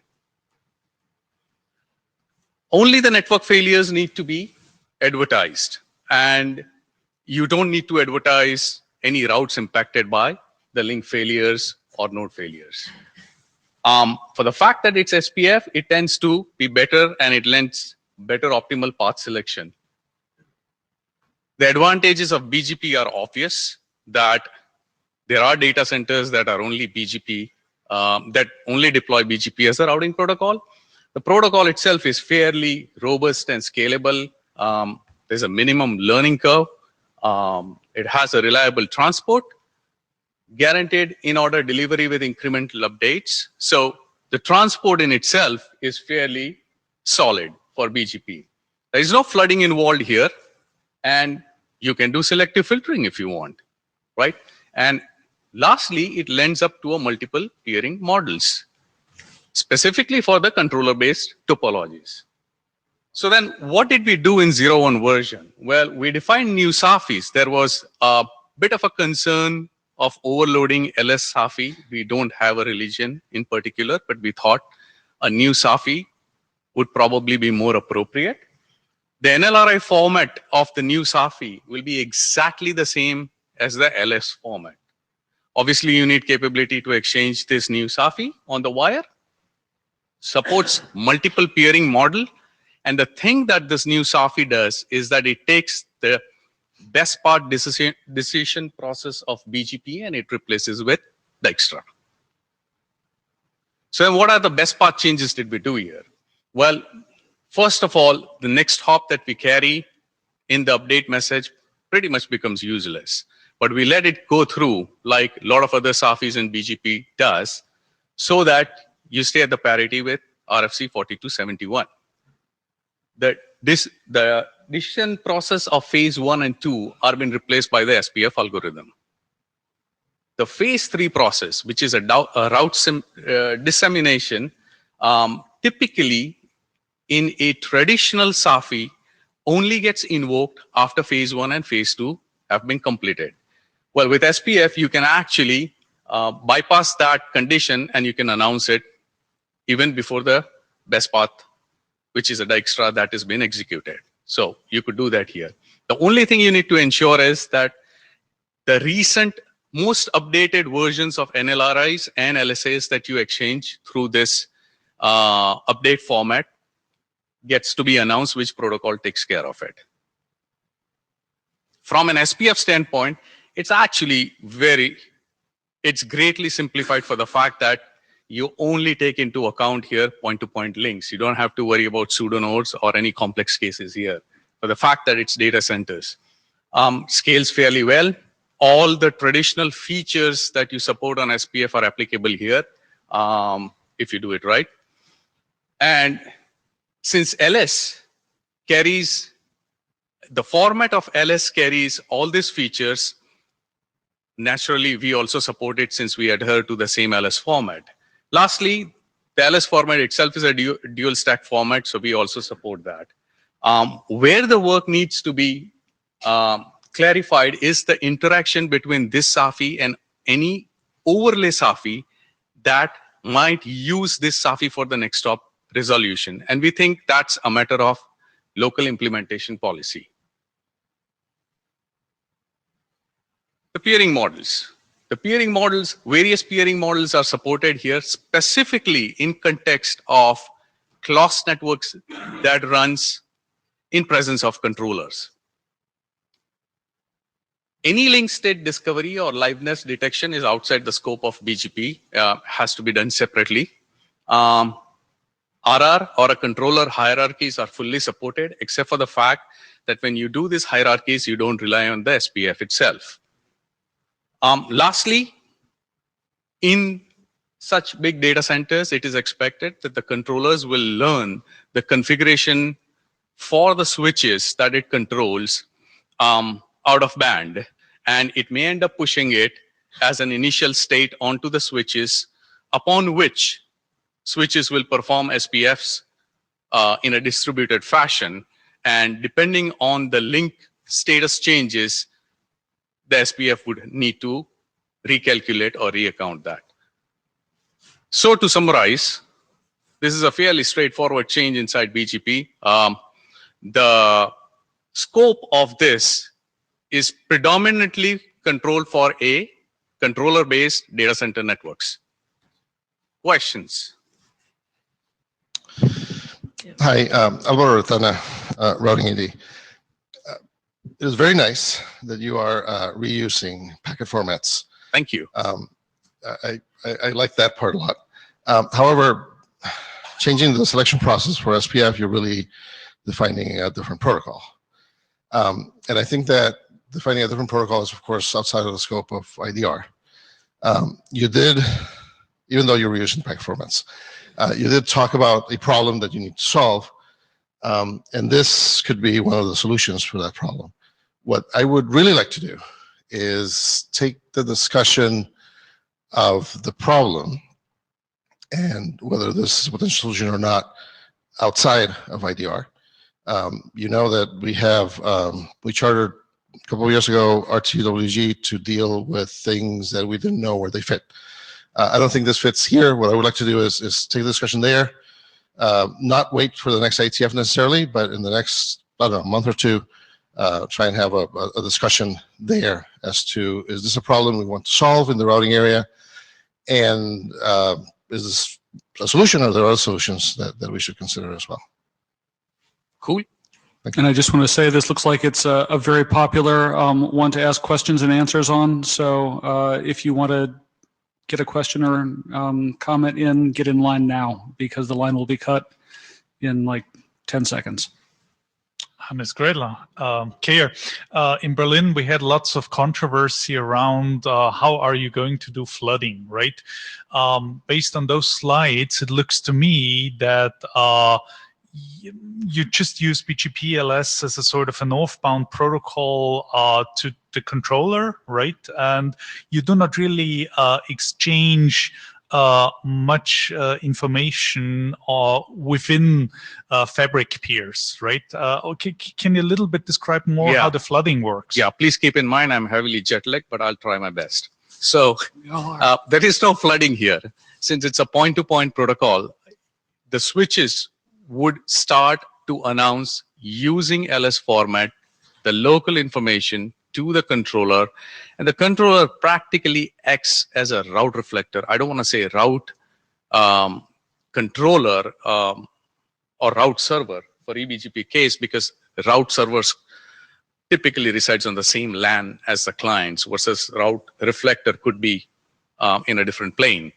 And so what it does, it's think of it as a one-hop reflection down to the client. Right. So no flooding through the fabric. Precisely. Purely through the controller. Okay. Yeah. Let me just say, because we talked about this, AC Lindum co-author, if you remember the Berlin, we had multiple flooding models, and we decided this one made the most sense. So what you'd have is you'd have, you obviously don't want the topology to be dependent on this in order to deliver the BGP-LS. So you'd have like a higher, it would look in the data center like a hierarchical route reflector topology. And that allows you to, one advantage this would have over a traditional IGP is you'd have a much sparser set of connections at the expense of using something other than BGP to discover links and do link liveness detection.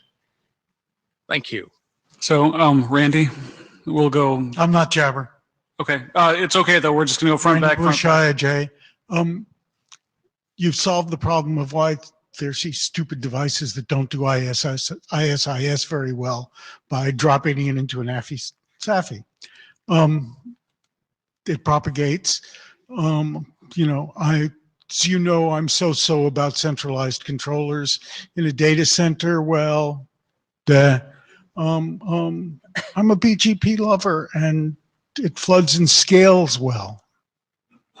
Indeed. We are in full agreement. So, in fact, we are in violent agreement. No, I was raised by somebody who was a pacifist in World War II. And this may come again. But unusually, I don't have a strong negative feeling here. This BGP scales. Yes. It sounded like wild praise. Thank you. Hi, this is Uma Chandure. So I have one question in section 4.3. It doesn't talk about the... I'm sorry, I'm jet lagged. I don't know what section 4.3 So basically, is, but I'm talking about the metrics. Yeah. I'm talking about the metrics. It says that you can use the IGP metrics. It doesn't say that you can use the IGP metrics. It says that for non-SPF topologies, you should use the IGP metrics. That is 1065, what is defined by BGP-LS. My question is, why you didn't specify the link metrics and prefix metrics here? Because that's the central for your SPF calculation. we made a mistake. You will give us a text, we'll incorporate it. John Mitchell, Google. You mentioned the large-scale data center draft, and some of the requirements of that draft were easily implementable by multiple vendors in already existing commodity software.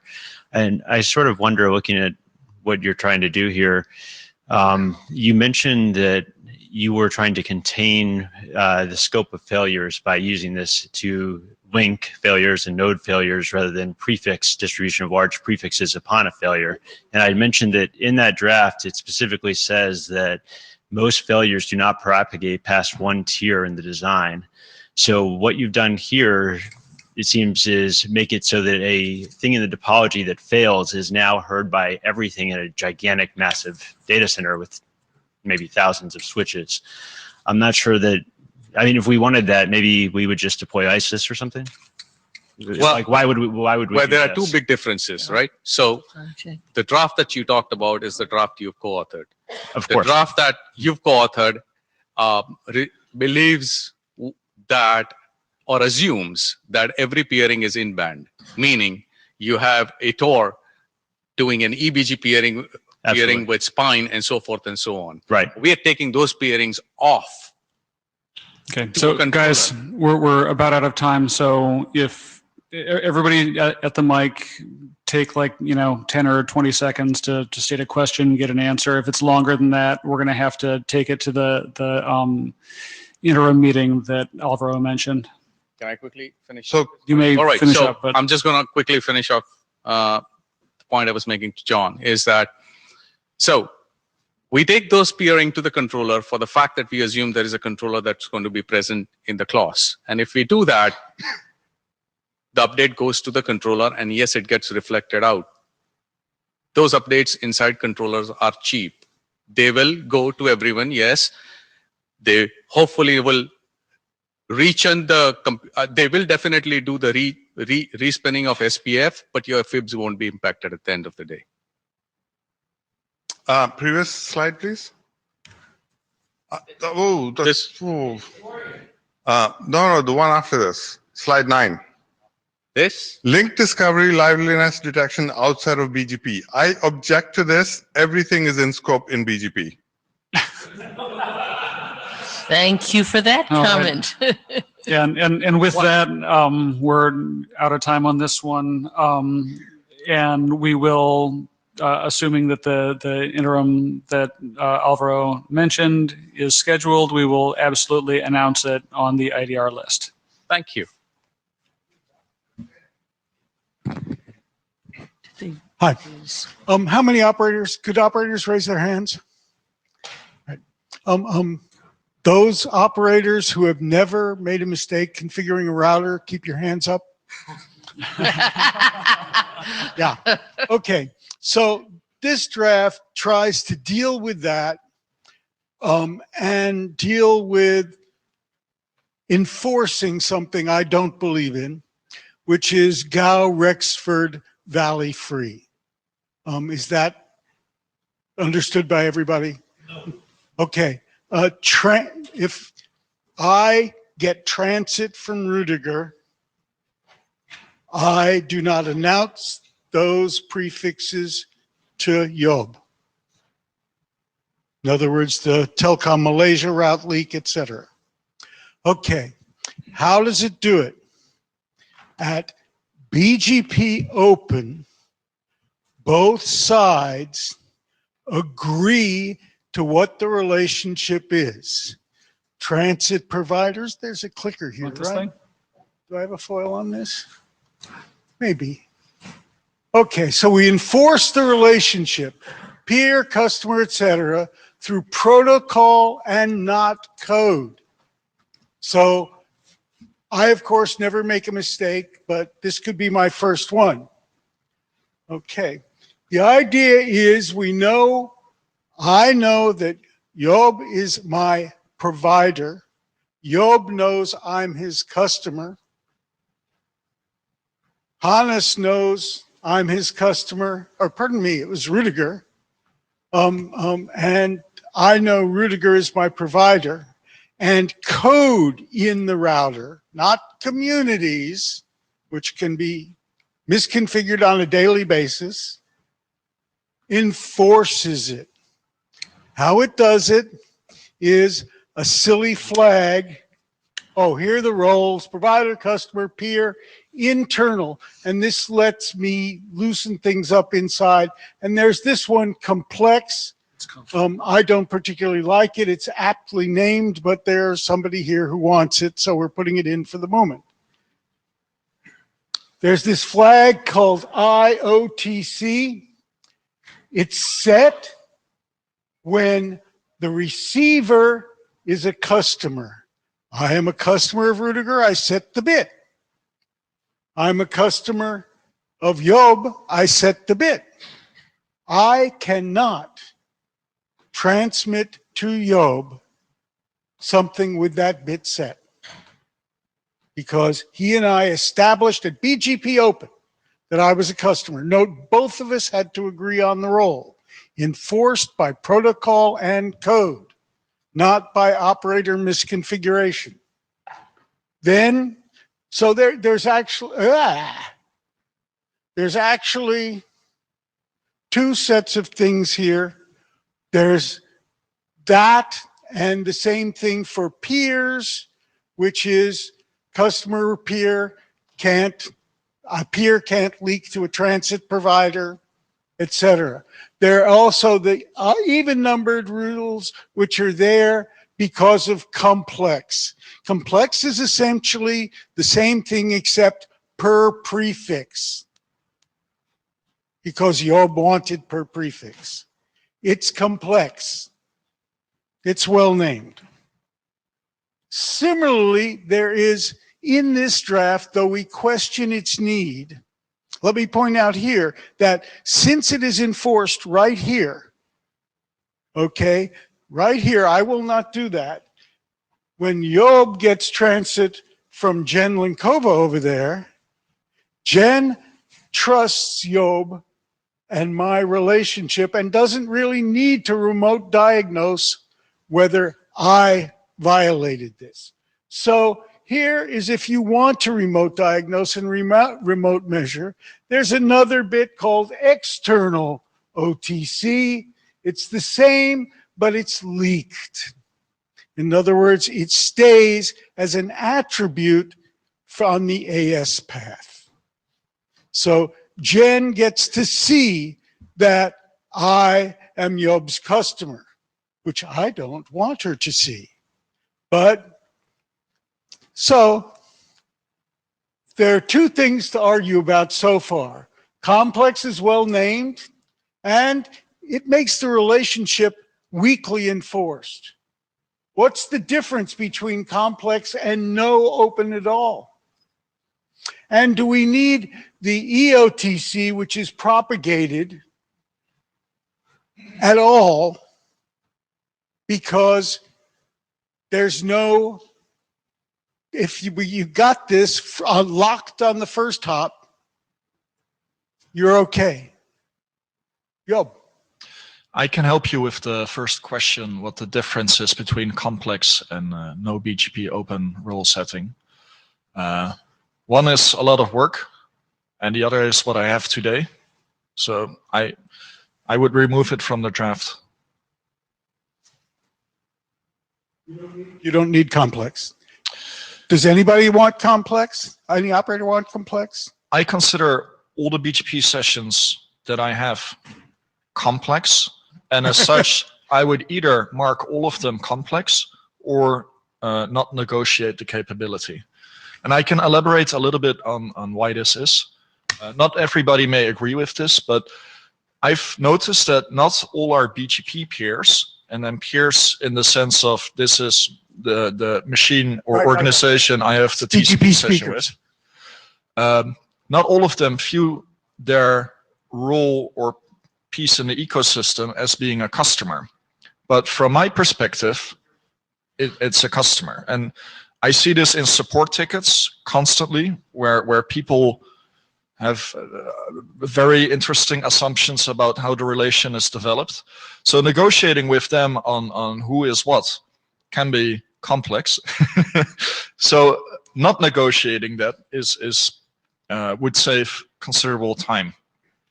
And there's a second issue for not setting the relation at the beginning when you provision the session. The relation might change over time, and then you need your peer to cooperate with you to change his role accordingly. You're running Cisco's, it'll bounce the session anyway.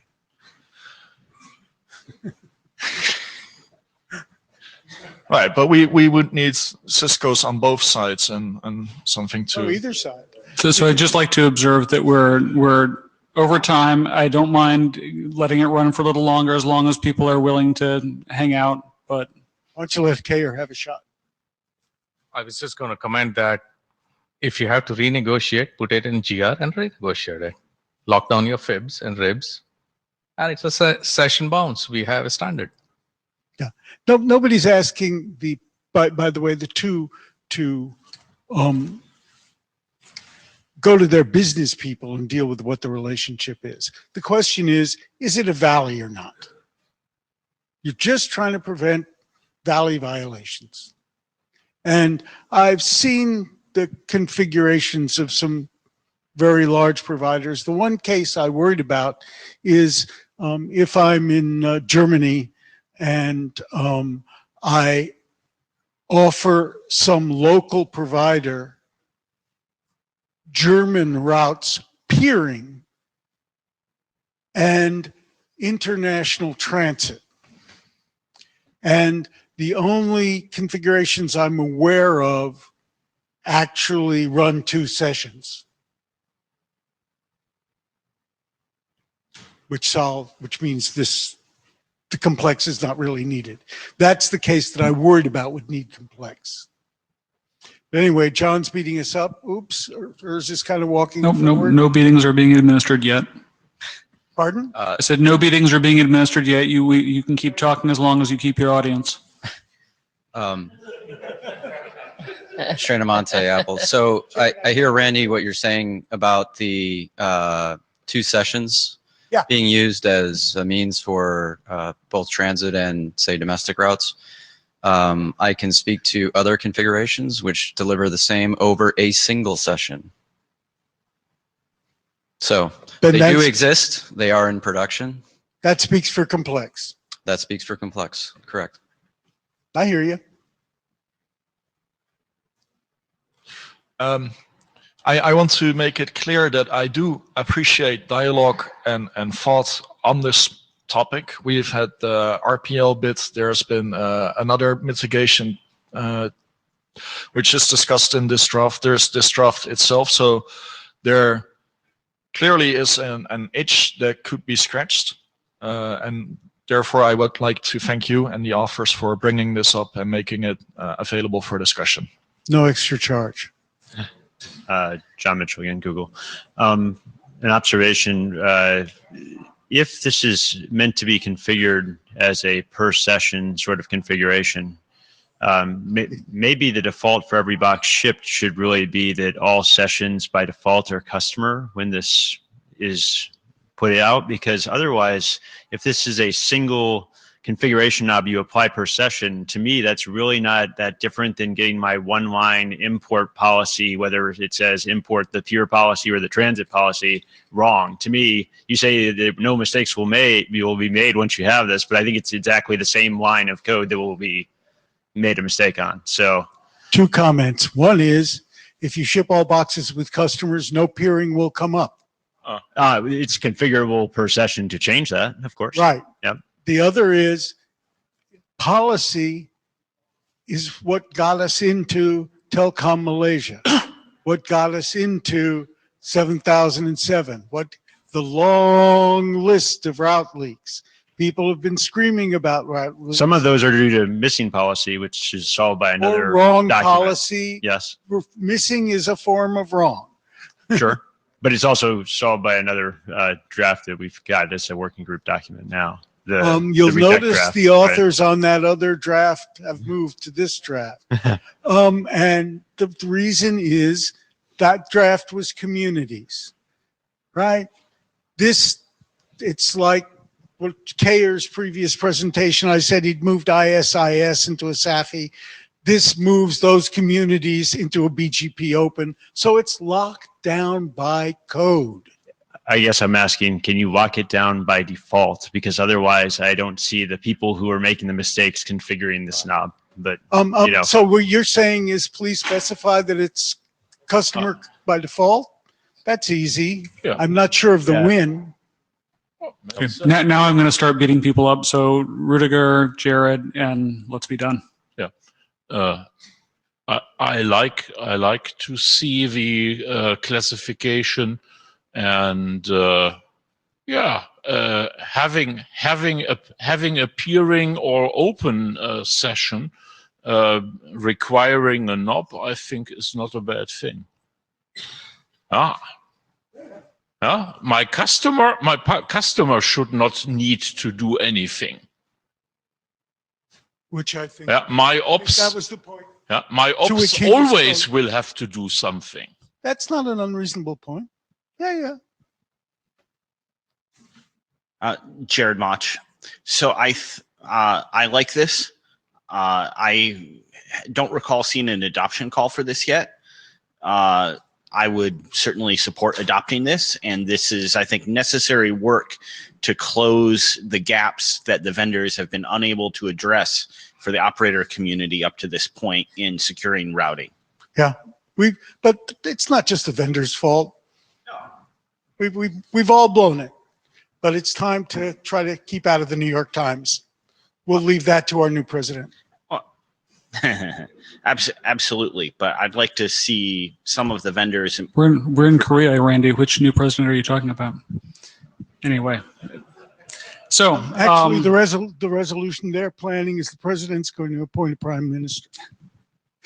So thank you. I think it would be great to have that conversation about adopting it on the mailing list. We are now well over, Ahmad, I'm sorry, we're not going to have time. We tried. Please, if you please take a look at the slides. They're available, and I'm sure we'll be getting back to this topic that we were not able to fit into our schedule. Good job. You did. Hey, I got an interop of large communities at the front here. If you want to connect to my laptop, you can interrupt large communities. Yeah, sure. I know.